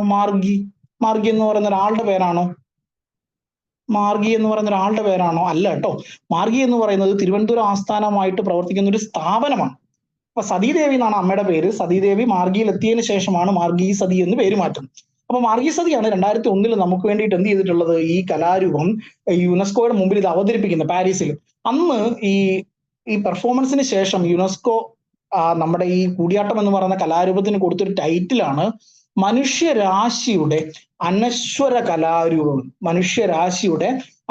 കലാരൂപം എന്നാണ് അന്ന് യുനെസ്കോയുടെ ഒഫീഷ്യൽസ് കൂടിയാട്ടം എന്ന് പറയുന്ന കലാരൂപത്തിന് ഒരു വിശേഷണം കൊടുത്തു. കൂടിയാട്ടം എന്ന് പറയുന്ന കലാരൂപത്തിന് ഈ അനശ്വര കലാരൂപം എന്നുള്ളതിനപ്പുറത്തേക്ക് നമ്മൾ വിളിക്കുന്ന ചില പേരുകളുണ്ട്. അഭിനയത്തിന്റെ മാതാവ് എന്ന് നമ്മൾ വിളിക്കാറുണ്ട്, കലകളുടെ മുത്തശ്ശി എന്നൊക്കെ നമ്മൾ വിളിക്കാറുണ്ട്. എന്തുകൊണ്ടാണ് അങ്ങനെ വിളിക്കുന്നതെന്ന് അറിയോ? ഒന്ന്, ഇത്രത്തോളം പഴക്കമുള്ള ഒരു ക്ഷേത്രകല ഇന്ന് കേരളത്തിൽ നിലവിലില്ല എന്നുള്ളത് കൊണ്ടാണ്. മറ്റൊരു കാര്യം, പിന്നീട് ഇങ്ങോട്ട് ഉണ്ടായിട്ടുള്ള ഒരുപാട് കലാരൂപങ്ങൾ കൂടിയാട്ടത്തിൽ നിന്നും ഡിറൈവ് ചെയ്തെടുക്കപ്പെട്ടിട്ടുള്ളതാണ്. നിങ്ങൾ ഈ ഒരു വേഷവിധാനത്തിൽ മാത്രം നോക്കിക്കേ, ഏതൊക്കെ കലാരൂപങ്ങൾ നിങ്ങൾക്ക് ഇതിനകത്ത് നിന്ന് കാണാൻ പറ്റും. പിന്നീട് ഇങ്ങോട്ടേക്ക് ഉണ്ടായിട്ടുള്ള ഒരുപാട് കലാരൂപങ്ങൾക്ക് പ്രചോദനമായിട്ട്, അത് വേഷവിധാനം കൊണ്ടായിക്കോട്ടെ, അഭിനയം കൊണ്ടായിക്കോട്ടെ, ചടങ്ങുകൾ കൊണ്ടായിക്കോട്ടെ, പിന്നീട് ഇങ്ങോട്ടുണ്ടായിട്ടുള്ള ധാരാളം കലാരൂപങ്ങൾക്ക് ഇൻഫ്ലുവൻസ് ചെയ്തിട്ടുള്ളത് ഈ പറയുന്ന കൂടിയാട്ടമാണ്. ഈ വേഷവിധാനത്തിൽ നിന്ന് മാത്രം നിങ്ങൾക്ക് വേറെ ഏതൊക്കെ കലാരൂപങ്ങൾ കാണാൻ പറ്റും? വേഷവിധാനത്തിൽ നിന്ന് മാത്രം ഒന്നും നിങ്ങൾക്ക് തോന്നുന്നില്ലേ? ഈ ഒരു ഫോട്ടോ, ഇത് കൂടിയാട്ടത്തിന്റെ ചിത്രമാണ്. ഈ കൂടിയാട്ടത്തിന്റെ ചിത്രത്തിൽ നിന്ന് നിങ്ങൾക്ക് ഏതൊക്കെ കാണാൻ പറ്റും? കഥകളി കാണാൻ പറ്റും അല്ലെ? കഥകളി കാണാൻ പറ്റും, മോഹിനിയാട്ടം കാണാനായിട്ട് പറ്റും. മോഹിനിയാട്ടം അല്ലെ? ആ ഉടുത്തുകെട്ട്, വെള്ള ഉടുത്തുകെട്ട് കാണുന്ന സമയത്ത് മോഹിനിയാട്ടം കാണാൻ പറ്റും. അതല്ലാതെ തന്നെ പിന്നെ നമുക്ക് നങ്ങ്യാർ കൂത്ത് കാണാൻ പറ്റും. അപ്പോൾ അതുകൊണ്ടൊക്കെയാണ് ഇതിനെ അഭിനയത്തിന്റെ മാതാവ് എന്ന് കൂടി വിളിക്കുന്നത് കേട്ടോ. അപ്പൊ പിന്നീട് ഇങ്ങോട്ടേക്ക് ഉണ്ടായിട്ടുള്ള ധാരാളം കലാരൂപങ്ങൾക്ക് പ്രചോദനമായിട്ടുള്ളത് ഈ പറയുന്ന കൂടിയാട്ടമാണ്. അതുപോലെ തന്നെ ഇത്രത്തോളം പഴക്കമുള്ള ഒരു ക്ഷേത്രകല വേറെ ഇല്ലാത്തത് കൊണ്ടും കലകളുടെ മുത്തശ്ശി എന്ന് നമ്മൾ എന്ത് ചെയ്യാറുണ്ട്? കൂടിയാട്ടം എന്ന് പറയുന്ന കലാരൂപത്തെ വിളിക്കാറുണ്ട്. കൂടിയാട്ടം എന്ന് പറയുന്ന ആക്ച്വലി സംസ്കൃത നാടകങ്ങളെ നമ്മൾ കേരളീയ തനിമയിൽ അവതരിപ്പിക്കുകയാണ് ചെയ്യുന്നത്. സംസ്കൃത നാടകങ്ങൾ അല്ലെങ്കിൽ പ്രാചീന സംസ്കൃത നാടകവേദിയാണ് എന്തെന്ന് പറയുന്നത് കൂടിയാട്ടം എന്ന് പറയുന്നത്. സംസ്കൃത നാടകങ്ങളെ കുറച്ചുകൂടി കേരള തനിമയിൽ അല്ലെങ്കിൽ കേരളീയ സ്റ്റൈലില് ജനങ്ങളുടെ മുമ്പിലേക്ക് അവതരിപ്പിക്കുകയായിരുന്നു എന്ത് ചെയ്തിട്ടുള്ളത്? ഈ കൂടിയാട്ടം ചെയ്തിട്ടുള്ളത്. ഈ നിങ്ങൾ കൂത്ത് കണ്ടിട്ടുണ്ടാവും അല്ലെ? കൂത്തെന്ന് പറയുന്നൊരു മോണോലോഗ് പെർഫോമൻസ് ആണ്, ഒരാൾ ഒറ്റയ്ക്ക് നിന്നിട്ട് അവതരിപ്പിക്കുക. എന്നാൽ കൂടിയാട്ടം എന്ന് പറഞ്ഞാൽ അങ്ങനെയല്ല. ആ പേരിനകത്ത് തന്നെ ഉണ്ട്. അതെന്താണ്? കൂടിയാടുക, ആക്ടിങ് ടുഗദർ എന്നുള്ളതാണ് കൂടിയാട്ടം എന്നുകൊണ്ട് ഉദ്ദേശിക്കുന്നത് അല്ലെ? അപ്പൊ അതിനകത്ത് ചാക്യാർ കമ്മ്യൂണിറ്റിയിലുള്ള ആൾക്കാരുണ്ടാവും, നങ്ങ്യാർ കമ്മ്യൂണിറ്റിയിലുള്ള ആൾക്കാരുണ്ടാവും. അപ്പൊ എല്ലാവരും കൂടി കൂടിച്ചേർന്ന് ആടുന്നതിനെയാണ് നമ്മൾ കൂടിയാട്ടം എന്ന് പറയുന്നത്. അപ്പം സംസ്കൃത നാടകങ്ങളെ കേരളീയ തനിമയിൽ അവതരിപ്പിക്കുകയാണ് എന്തിൽ ചെയ്യുന്നത്? കൂടിയാട്ടത്തിൽ ചെയ്യുന്നത്. ഇനി കൂടിയാട്ടത്തിൽ പുരുഷ വേഷങ്ങളുണ്ട്, സ്ത്രീ വേഷങ്ങളുണ്ട് അല്ലെ? ചാക്യാർ കമ്മ്യൂണിറ്റി ഉള്ള ആൾക്കാരായിരിക്കും പുരുഷ വേഷങ്ങൾ ചെയ്യുന്നത്, സ്ത്രീ കമ്മ്യൂണിറ്റി ഉള്ള ആൾക്കാരായിരിക്കും, നങ്ങ്യാർ കമ്മ്യൂണിറ്റി ഉള്ള ആൾക്കാരായിരിക്കും സ്ത്രീ വേഷങ്ങൾ ചെയ്യുന്നത്. നിങ്ങൾ ഈ വേഷവിധാനങ്ങൾ കാണുന്ന സമയത്ത് തന്നെ നമുക്ക് മനസ്സിലാവും. തലയിൽ കിരീടമുണ്ട്, മുഖത്തെഴുത്തുണ്ട്, ഉടുത്തുകെട്ടുണ്ട്. ഉടുത്തുകെട്ടെന്ന് പറഞ്ഞാൽ എന്താ? ഈ അരയിൽ നിന്ന് ഉടുത്തു കെട്ടിയിട്ടില്ലേ താഴേക്ക്, അതിനാണ് നമ്മൾ ഉടുത്തുകെട്ടെന്ന് പറയാം. ഉടുത്തുകെട്ടുണ്ട്. ഈ രീതിയിലുള്ള വേഷവിധാനങ്ങളാണ് എന്തിലുള്ളത്? ഈ പറയുന്ന കൂടിയാട്ടം എന്ന് പറയുന്ന കലാരൂപത്തിലുള്ളത്. കൂടിയാട്ടം എന്ന് പറയുന്ന കലാരൂപത്തിൽ നേരത്തെ പറഞ്ഞ പുരുഷവേഷങ്ങളും സ്ത്രീ വേഷങ്ങളും ഒക്കെ ഉണ്ടെങ്കിലും എടുത്തു പറയേണ്ടതായിട്ടുള്ള ഒരു കഥാപാത്രമുണ്ട്. ആ കഥാപാത്രത്തിന്റെ പേര് വിദൂഷകൻ എന്നാണ്. വിദൂഷകൻ. രണ്ട് രീതിയിൽ നമുക്ക് വിദൂഷകന്റെ ക്രിയകളെ കുറിച്ചിട്ട് പറയാൻ പറ്റും. ഒന്നെന്ന് പറഞ്ഞു കഴിഞ്ഞാൽ നമ്മൾ നേരത്തെ പറഞ്ഞു സംസ്കൃത നാടകങ്ങളെ കേരളീയ തനിമയിൽ അവതരിപ്പിക്കുകയായിരുന്നു. അപ്പൊ സ്വാഭാവികമായിട്ടും ഈ കണ്ടുകൊണ്ടിരിക്കുന്ന ആൾക്കാർക്ക് എല്ലാവർക്കും സംസ്കൃതം അറിയണമെന്നില്ല അല്ലെ. ഒരു ജനകീയ കലയല്ല കൂടിയാട്ടം എന്ന് പറയുന്നത്. അപ്പോൾ ഈ സംസ്കൃതം അറിയാത്ത ആൾക്കാരിലേക്ക് ഇത് എത്തണം. അപ്പൊ അതിന് ഏറ്റവും പ്രധാനമായിട്ട് ചെയ്യാൻ പറ്റുന്ന ഒരു കാര്യം കുറച്ച് ഹാസ്യത്തിന്റെ മേമ്പൊടി ചേർക്കുക എന്നുള്ളതാണ്. ഇപ്പൊ കൂടിയാട്ടത്തില് ഹാസ്യം കൈകാര്യം ചെയ്യുന്നതും അതുപോലെ തന്നെ കുറച്ച് മലയാളത്തിൽ സംസാരിക്കുന്നതുമായിട്ടുള്ള ഏക കഥാപാത്രം എന്ന് പറയുന്നത് വിദൂഷകൻ. ഇപ്പൊ കൂടിയാട്ടത്തിൽ ഹാസ്യം കൈകാര്യം ചെയ്യുന്നതും മലയാളം സംസാരിക്കുന്നതുമായിട്ടുള്ള ഒരേ ഒരു കഥാപാത്രം എന്ന് പറയുന്ന ആരാണ്? വിദൂഷകൻ മാത്രമാണ്. വിദൂഷകന് കൃത്യമായിട്ടുള്ള ജോലികൾ കൂടിയാട്ടത്തിലുണ്ട്. കാരണം ഈ ഓഡിയൻസിനെ പിടിച്ചിരുത്തുക. കാരണം ഈ പെർഫോം ചെയ്യുന്ന ആർട്ടിസ്റ്റുകൾക്കും കണ്ടുകൊണ്ടിരിക്കുന്ന കാണികൾക്കും ഇടയിൽ ഒരു മീഡിയേറ്റർ ആയിട്ട് നിൽക്കുന്ന ആരാണ്? മീഡിയേറ്റർ ആയിട്ട് നിൽക്കുന്നത് ഈ വിദൂഷകനാണ്. അപ്പൊ അദ്ദേഹത്തിന് കൃത്യമായിട്ടുള്ള ജോലികളുണ്ട്. അത് കൃത്യമായിട്ടുള്ള കാര്യങ്ങൾ എഴുതി വെച്ചിട്ടുണ്ട്, എന്തൊക്കെയാണ് അദ്ദേഹം ചെയ്യേണ്ടതെന്നുള്ളത്. ഇപ്പൊ കൂത്ത് എന്ന് പറയുന്ന ഒരു കലാരൂപം നിങ്ങൾ കണ്ടിട്ടുണ്ടോ? കൂത്ത് കണ്ടില്ലേ? ഒരു ആദ്യ കാലഘട്ടങ്ങളിലൊക്കെ ഒരു കഥാപ്രസംഗമൊക്കെ പിന്നീട് ഉണ്ടാകുന്ന കൂത്തിൽ നിന്നാണ് അല്ലെ. ചാക്യാർ ഇങ്ങനെ കഥ പറഞ്ഞ് അഭിനയിച്ച് കഥ പറഞ്ഞു പോകണം. പറച്ചിലിനാണ് പ്രാധാന്യം അല്ലെ. ഇപ്പൊ ഞാൻ പറഞ്ഞ പോലെ ഞാൻ പറഞ്ഞ് ഫലിപ്പിക്കുകയാണ് ചെയ്യുന്നത്. അതുകൊണ്ട് തന്നെ അതൊരു വാചിക പ്രാധാന്യമുള്ള കലയാണെന്ന് നമ്മൾ പറയും. ഏത്? കൂത്ത് എന്ന് പറയും അല്ലെ. കൂത്ത് വാചിക പ്രാധാന്യം. കാരണം എന്റെ പറച്ചിലിനാണ് പ്രാധാന്യം. ഞാൻ പറഞ്ഞു ഫലിപ്പിക്കാൻ ശ്രമിക്കുകയാണ്. അതുകൊണ്ട് എന്റെ പറച്ചിലിനാണ് പ്രാധാന്യം. ഇനി കൂടിയാട്ടത്തിലേക്ക് വരുന്ന സമയത്ത് കൂടിയാട്ടം എന്ന് പറയുന്നത് 4 ഭാവങ്ങൾ കൂടിയാട്ടത്തിലുണ്ടെന്നാണ് നമ്മൾ പറയും. 4 ഭാവം. 1 ആംഗിക ഭാവം, 2 വാചിക ഭാവം, 3 ആഹാര്യ ഭാവം, 4 സാത്വിക ഭാവം എന്ന് പറയും. ആംഗിക ഭാവം എന്ന് പറഞ്ഞു കഴിഞ്ഞാൽ നമ്മുടെ അംഗങ്ങൾ കൊണ്ടുള്ള ചലനങ്ങളെയാണ് നമ്മൾ ആംഗിക ഭാവം എന്ന് പറയും. അതായത് കണ്ണ് ഒരു അംഗമാണ് അല്ലെ. അംഗങ്ങൾ കൊണ്ടുള്ള ചലനം. കഴുത്ത് ഒരംഗമാണ്. കൈകള്, കാലുകള്, ഇതെല്ലാം അംഗങ്ങളാണ്. അംഗങ്ങൾ കൊണ്ടുള്ള ചലനങ്ങളെയാണ് നമ്മൾ ആംഗിക ചലനം അല്ലെങ്കിൽ ആംഗിക ഭാവം എന്ന് പറയും. ഇനി വാചികം എന്ന് പറഞ്ഞാൽ പറച്ചിലിന് പ്രാധാന്യമുള്ള, പറഞ്ഞു ഫലിപ്പിക്കലിന് പ്രാധാന്യമുള്ള കലയാണ് വാചിക പ്രാധാന്യം എന്ന് പറയും. ആഹാര്യം എന്ന് പറഞ്ഞാൽ നമ്മൾ നേരത്തെ കണ്ട മാതിരി വേഷവിധാനങ്ങൾ ധരിച്ചുകൊണ്ടുള്ള അഭിനയത്തെയാണ് നമ്മൾ ആഹാര്യ പ്രാധാന്യം എന്ന് പറയുക. സാത്വിക ഭാവം എന്ന് പറഞ്ഞാൽ നമ്മുടെ മനസ്സിൽ ഉദിക്കുന്നതായിട്ടുള്ള ചില ആശയങ്ങളുണ്ട് അല്ലെങ്കിൽ വികാരങ്ങളുണ്ട്. ഒരു എക്സാമ്പിൾ പറഞ്ഞാൽ അശ്രു, കണ്ണുനീര്, ഒരു സാത്വിക ഭാവമാണ്. സ്വേദം, വിയർപ്പ് എന്ന് പറയുന്ന ഒരു സാത്വിക ഭാവമാണ്. രോമാഞ്ചം എന്ന് പറയുന്ന ഒരു സാത്വിക ഭാവമാണ്. അപ്പൊ ഈ പറയുന്ന 4 ഭാവങ്ങളും കൂടി ചേരുന്നതാണ് ഒരു കൂടിയാട്ടം എന്ന് പറയുന്നത്.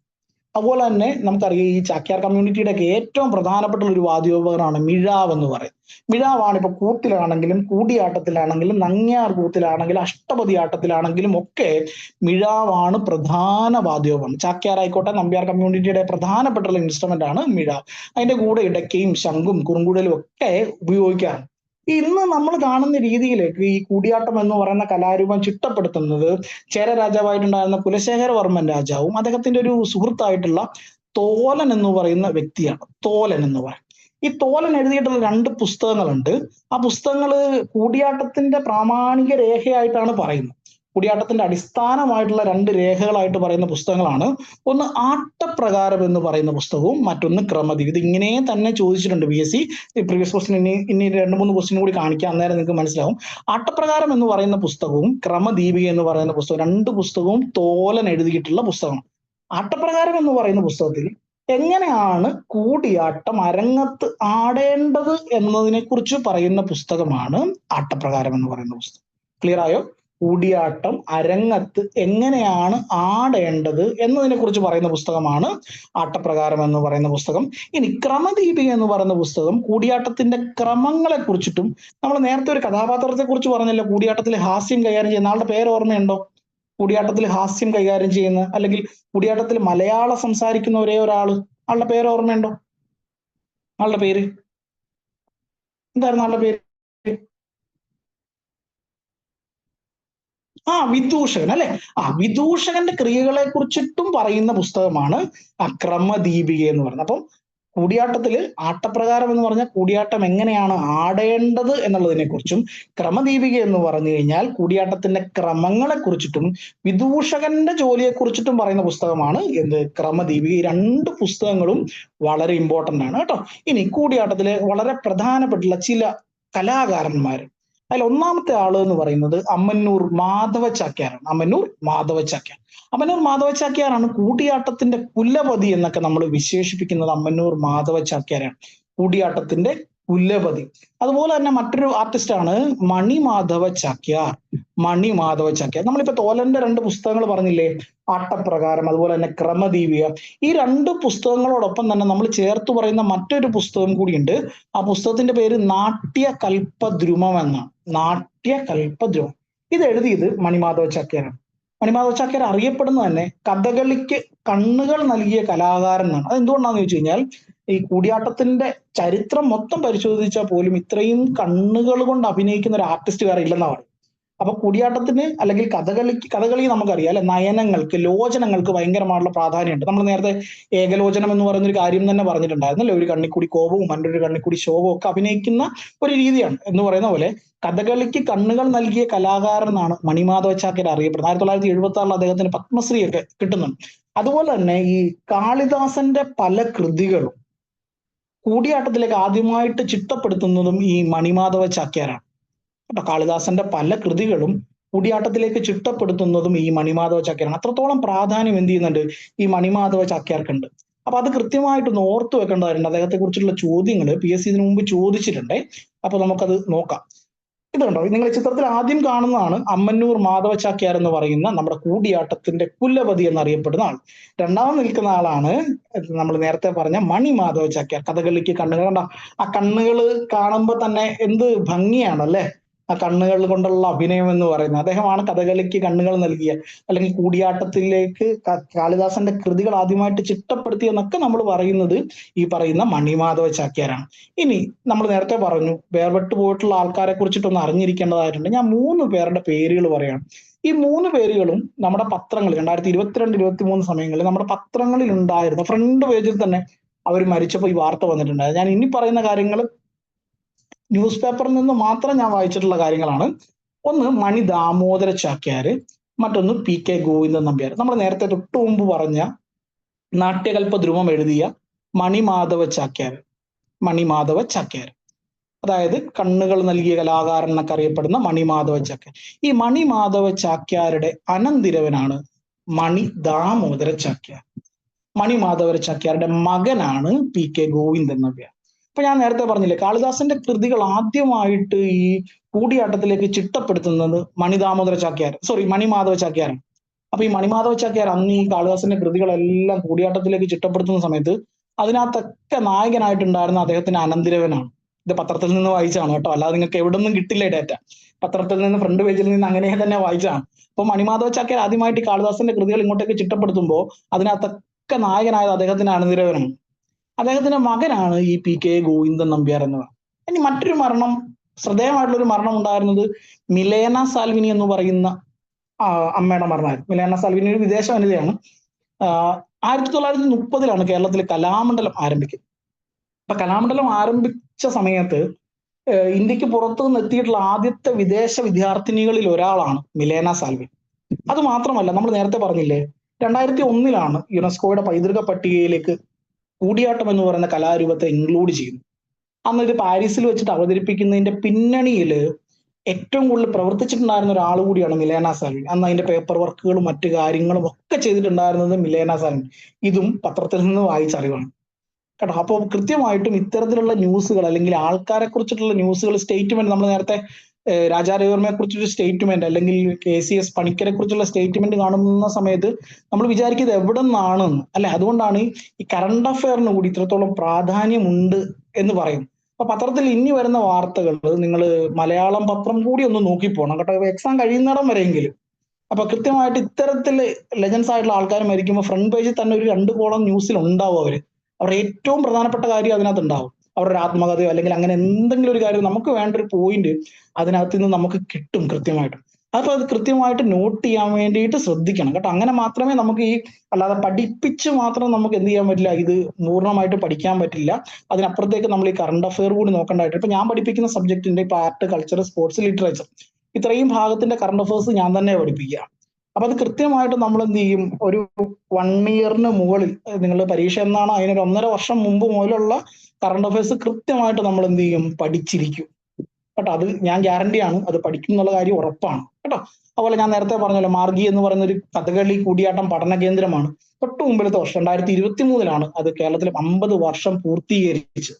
ഇപ്പോഴും കൂടിയാട്ടം അവതരിപ്പിക്കുന്ന ക്ഷേത്രങ്ങളുണ്ട്. ഇപ്പൊ ഇരിങ്ങാലക്കുട കൂടൽമാണിക്യ ക്ഷേത്രം, വടക്കുന്നാഥ ക്ഷേത്രത്തിലൊക്കെ ഇപ്പോഴും കൃത്യമായിട്ട് ഈ കൂടിയാട്ടം എന്ന് പറയുന്ന കലാരൂപം അവതരിപ്പിക്കുന്നുണ്ട് കേട്ടോ.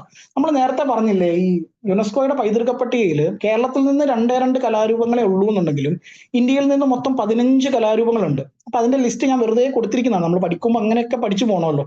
കാരണം 2023 ഒരു കലാരൂപം 14 ഉണ്ടായിരുന്നുള്ളൂ. 2023 ഒരു കലാരൂപം കൂടി ഉൾപ്പെടുത്തിയത്. അത് നമ്മുടെ ഗുജറാത്തിൽ നിന്നുള്ള ഗർഭ എന്ന് പറയുന്ന ഡാൻസ് ഫോം നിങ്ങൾ കണ്ടിട്ടുണ്ടാവും അല്ലെ. ഗർഭയായിരുന്നു 2023 യുനെസ്കോയുടെ പൈതൃക പട്ടികയിലേക്ക് ഈ ഇൻടാഞ്ചിബിൾ കൾച്ചറൽ ഹെറിറ്റേജ് ലിസ്റ്റിലേക്ക് ഉൾപ്പെടുത്തിയിട്ടുള്ളൂ. അപ്പൊ ബാക്കി 15 കേരളത്തിൽ നിന്ന് 2 ഉണ്ട്. ബാക്കിയുള്ളതിന്റെ പേരാണ് ദുർഗാപൂജയുണ്ട്, നമ്മുടെ കുംഭമേള, നൗറുസ് ഉണ്ട്, നമ്മുടെ യോഗയുണ്ട്, സങ്കീർത്തന, ലഡാക്കിലെ ബുദ്ധമന്ത്രങ്ങള്, ചൗവ്, കാൽബേലിയ രാജസ്ഥാനിലുള്ള ഒരു നൃത്തമാണ് കാൽബേലിയ. അതുപോലെ തന്നെ രമ്മൻ, കൂടിയാട്ടം, രാംലീല, പഞ്ചാബിലുള്ള ഈ പിച്ചളയും പാത്രങ്ങളുടെ നിർമ്മാണം, അതുപോലെ തന്നെ വേദമന്ത്രങ്ങൾ, ഇതൊക്കെ ഇങ്ങനെ 15 ചേർത്തിട്ടാണ് യുനെസ്കോ എന്ത് ചെയ്തിട്ടുള്ളത്, ഇൻടാഞ്ചിബിൾ കൾച്ചറൽ ഹെറിറ്റേജ് ലിസ്റ്റ് എന്ന് പറഞ്ഞിട്ടുള്ള ഒരു ലിസ്റ്റ് എന്ത് ചെയ്തിട്ടുള്ളത്, ഉൾപ്പെടുത്തിയിട്ടുള്ളത്. അപ്പൊ അതും കൂടി ഒന്ന് അറിഞ്ഞിരിക്കണം. അപ്പൊ നമ്മൾ പഠിച്ചു പോകുന്ന കൂട്ടത്തിൽ എക്സ്ട്രാ പോയിന്റ്സ് നമ്മൾ നേരത്തെ പറഞ്ഞു. ഒരു പ്രീവിയസ് ക്വസ്റ്റ്യൻ നമ്മൾ ചെയ്യാന്ന് പറഞ്ഞു കഴിഞ്ഞാൽ ക്ലാസ്സിൽ നമ്മൾ ഇതിലും ഡീറ്റെയിൽ ആയിട്ട് ചെയ്യും കേട്ടോ. ഒരു ആർട്ട് എന്ന് പറയുന്ന ക്ലാസ് നമ്മളൊരു പഠിക്കുന്നത് 5 ക്ലാസ്സിലായിട്ടാണ് നമ്മൾ ഈ ടോപ്പിക്കുകൾ പഠിച്ചു തരുന്നത്. ആദ്യത്തെ ക്ലാസ് 2 ക്ലാസ്സിലായിട്ട് പെർഫോമിംഗ് ആർട്ട് ഫോംസ്, ഒരു ക്ലാസ്സിൽ institutions and ritual art forms, വേറൊരു ക്ലാസ്സിൽ പെയിന്റിങ്സ്, സ്കൾപ്ചേഴ്സ്, വേറൊരു ക്ലാസ്സിൽ പൂർണ്ണമായിട്ടും പ്രീവിയസ് ക്വസ്റ്റ്യൻസ് മാത്രം ഡിസ്കസ് ചെയ്യും. അങ്ങനെ 5 ക്ലാസ്സിലായിട്ടാണ് നമ്മൾ ഈ ക്ലാസ് ആർട്ട് എന്ന് പറയുന്ന ഒരു ക്ലാസ് തീർക്കുക. സ്പോർട്സ് ആണെന്നുണ്ടെങ്കിൽ 6 ക്ലാസ്സുകൾ ഉണ്ടാവും, പ്ലസ് 2 ക്ലാസ്സുകൾ പ്രീവിയസ് ക്വസ്റ്റിന് വേണ്ടിയിട്ട് മാത്രമായിരിക്കും. അപ്പൊ അന്നേരം നമ്മൾ ഈ പറയുന്ന പോലെ ഓപ്ഷൻസിനകത്തു നിന്നും കൂടി പഠിച്ചിട്ടാ പോവുക, അല്ല ജസ്റ്റ് ഇതാണ് ആൻസർ എന്ന് പറഞ്ഞിട്ട് പഠിച്ചു പോവല്ല. ഓരോ ഓപ്ഷൻസിന്റെ ബാക്കി കാര്യങ്ങളും കൂടി എന്ത് ചെയ്യുന്നുണ്ട്, പറഞ്ഞു പോവുക കേട്ടോ. അപ്പൊ അങ്ങനെയാണ് നമ്മുടെ പഠനം പൂർണ്ണമാകുന്നത്. ഇപ്പൊ നമ്മൾ കൂടിയാട്ടം എന്ന് പറഞ്ഞ ഒരു ഭാഗം പഠിച്ചില്ലേ. അപ്പൊ കൂടിയാട്ടത്തിൽ നിന്ന് ചോദിച്ചിട്ടുള്ള ഒരു 5 ക്വസ്റ്റ്യനും കൂടി പഠിച്ചിട്ട് നമുക്ക് അവസാനിപ്പിക്കാം. സോ അത് കഴിഞ്ഞിട്ട് നമുക്ക് അടുത്ത ഫാക്കൽറ്റി റെഡിയാണ്, ഫാക്കൽറ്റിക്ക് ഹാൻഡ് ഓവർ ചെയ്യാം. ആദ്യം നോക്കിയേ, യുനെസ്കോയുടെ പട്ടികയിൽ ഉൾപ്പെടുത്തിയിരിക്കുന്ന മാനവീയ പൈതൃകം വിളിച്ചോതുന്ന കേരളത്തിലെ 2ാമത്തെ കലാരൂപം മുടിയേറ്റ്, കഥകളി, കൂടിയാട്ടം, രാമനാട്ടം ഏതാണ്? യുനെസ്കോയുടെ പൈതൃക പട്ടികയിൽ ഉൾപ്പെടുത്തിയിട്ടുള്ള കേരളത്തിൽ നിന്നുള്ള 2ാമത്തെ കലാരൂപം എന്നാണ് ചോദിച്ചിട്ടുള്ളത്. ഏതാണ്?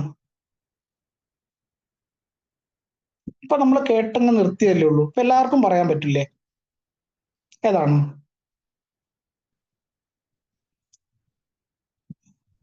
എ ആണല്ലേ. ആൻസർ മുടിയേറ്റ് ആണ്. മുടിയേറ്റ്. അടുത്തൊരു ചോദ്യം നോക്കൂ. താഴെ തന്നിരിക്കുന്ന പ്രസ്താവനകളിൽ നിന്ന് മണിമാധവ ചാക്യാർക്ക് അനുയോജ്യമായവ മാത്രം കണ്ടെത്തുക കേട്ടോ. കഥകളിക്ക് കണ്ണുകൾ നൽകിയ കലാകാരൻ എന്നറിയപ്പെടുന്നു. കൂടിയാട്ടത്തെ കുറിച്ച് നാട്യകൽപ്പ ദ്രുമം എന്ന ഗ്രന്ഥം രചിച്ചു. 74 പത്മശ്രീ ലഭിച്ചു. ഛത്രവും ചാമരവും എന്ന നിരൂപണ ഗ്രന്ഥം രചിച്ചു. ഏതാണ്? മണിമാധവ ചാക്യാരുമായിട്ട് ബന്ധപ്പെട്ടിട്ട് പറയാം. എനിക്ക് തോന്നുന്നു ക്ലാസ്സിൽ പത്മശ്രീയെ കുറിച്ച് പറഞ്ഞില്ല. ഈ സ്റ്റേറ്റ്മെന്റ് ശരിയാണ്. 74 അദ്ദേഹത്തിന് പത്മശ്രീ കിട്ടും കേട്ടോ. അപ്പൊ ഏതാണ് ആൻസർ വരിക? ആൻസർ വരുന്നത് ബി, 1, 2, 3. കഥകളിക്ക് കണ്ണുകൾ നൽകിയ കലാകാരനാണെന്ന് ഓൾറെഡി നമ്മൾ ക്ലാസ്സിൽ പറഞ്ഞു അല്ലെ. കൂടിയാട്ടം ആർട്ടിസ്റ്റിന് മണിമാധവ ചാക്യാരാണ് കഥകളിക്ക് കണ്ണുകൾ നൽകിയത്. കൂടിയാട്ടത്തെ കുറിച്ച് നാട്യകൽപ്പ ദ്രുമം എന്ന പുസ്തകം രചിച്ചു. അതും നമ്മൾ ഓൾറെഡി ക്ലാസ്സിൽ പറഞ്ഞു. 74 പത്മശ്രീ ലഭിച്ചു. അതും ശരിയാണ്. ഛത്രവും ചാമരവും എഴുതിയത് മണിമാധവ ചാക്യാരല്ല, MP ശങ്കുണ്ണി നായർ എന്ന് പറയുന്ന ആളാണ് കേട്ടോ. MP ശങ്കുണ്ണി നായരാണ് അത് എഴുതിയിട്ടുള്ളത്. MP ശങ്കുണ്ണി നായർ കേട്ടോ. MP ശങ്കുണ്ണി നായരാണ് അത് എഴുതിയിട്ടുള്ളത്. സോ അത് ഈ കാളിദാസന്റെ കൃതികളെ കുറിച്ചുള്ള ഒരു പഠനമാണ്. പക്ഷെങ്കിൽ അത് മണിമാധവ ചാക്യാരുടെ കൃതി അല്ല കേട്ടോ. അടുത്തത് കൂടി ഒന്ന് നോക്കൂ. ഇതുകൂടി കഴിഞ്ഞിട്ട് നമുക്ക് അവസാനിപ്പിക്കാം. സോ കേരളത്തിൽ പ്രവർത്തിക്കുന്ന പ്രാചീന സംസ്കൃത നാടകവേദിയുടെ പേര്? കൂടിയാട്ടം, പാഠകം, രൂപക, പ്രഹസനം. ഏതാണ് കേരളത്തിൽ പ്രവർത്തിക്കുന്ന സംസ്കൃത നാടകവേദി? ഞാൻ ക്ലാസ്സിൽ പറഞ്ഞിട്ടുണ്ടായിരുന്നു, സംസ്കൃത നാടകങ്ങളെ കേരളീയ തനിമയിൽ അവതരിപ്പിക്കുകയാണ് എന്ത് ചെയ്യുന്നത്, കൂടിയാട്ടം ചെയ്യുന്നത് അല്ലെ. ആ സെയിം ചോദ്യം തന്നെ വേറൊരു രീതിയിൽ ചോദിച്ചിരിക്കുന്നതാണ് പ്രാചീന സംസ്കൃത നാടകവേദി കേട്ടോ. സംസ്കൃത നാടകങ്ങളെ കേരളീയ തനിമയിൽ അവതരിപ്പിക്കുന്നു എന്ന് പറയുന്നതിന്റെ വേറൊരു ഭാഗമാണ് പ്രാചീന സംസ്കൃത നാടകവേദി എന്നുള്ളത്. അത് കൂടിയാട്ടമാണ്. കേരളത്തിൽ പ്രവർത്തിക്കുന്ന എടുത്തു പറഞ്ഞിട്ടുള്ളതുകൊണ്ട് അത് ഏതാണ്? കൂടിയാട്ടമാണ്. അടുത്ത ചോദ്യം നോക്കിയേ. യുനെസ്കോ അംഗീകരിച്ച പൈതൃക കലാരൂപങ്ങളിൽ ഉൾപ്പെടാത്ത കലാരൂപം? കൂടിയാട്ടം, മുടിയേറ്റ്, പുലികളി, കാൽബേലിയ. ഏതാണ് യുനെസ്കോ അംഗീകരിച്ച പൈതൃക കലാരൂപങ്ങളിൽ ഉൾപ്പെടാത്ത കലാരൂപം? ഉൾപ്പെടാത്തത് ഇവിടെ നിങ്ങൾക്ക് വേണമെങ്കിൽ എലിമിനേറ്റ് ചെയ്യാൻ പറ്റും. ഏതോ നമുക്കിപ്പോ കാൽബേലി ഉണ്ടോ ഇല്ലയോ എന്ന് അറിഞ്ഞുകൂടാ. പക്ഷെ കേരളത്തിൽ നിന്ന് 2 മാത്രമേ ഉള്ളൂ എന്ന് നമുക്കറിയാം അല്ലെ. പുലികളി കേരളത്തിന് പുറത്ത് വേറൊരു സ്ഥലത്തും ഇല്ല. അപ്പൊ എന്താണ്? അപ്പൊ എയും ബിയും എന്താണ്? വല്ല കൂടിയാട്ടം മുടിയാട്ടം നമുക്കറിയാം. കാൽബേലിയും പുലികളിയാണ് നമ്മുടെ സംശയം. കാൽബേലി ഉണ്ടോ ഇല്ലയോ എന്ന് അറിയില്ല എങ്കിൽ പോലും നിങ്ങൾ ഓർത്താൽ മതി, കേരളത്തിൽ നിന്ന് ആകെ 2 ഉള്ളൂ. അപ്പൊ പുലികളി ഉണ്ടാവാൻ ഒരു സാധ്യതയും ഇല്ല. So answer is C. അപ്പൊ അങ്ങനെ നിങ്ങൾക്ക് എലിമിനേറ്റ് ചെയ്യാൻ പറ്റും കേട്ടോ.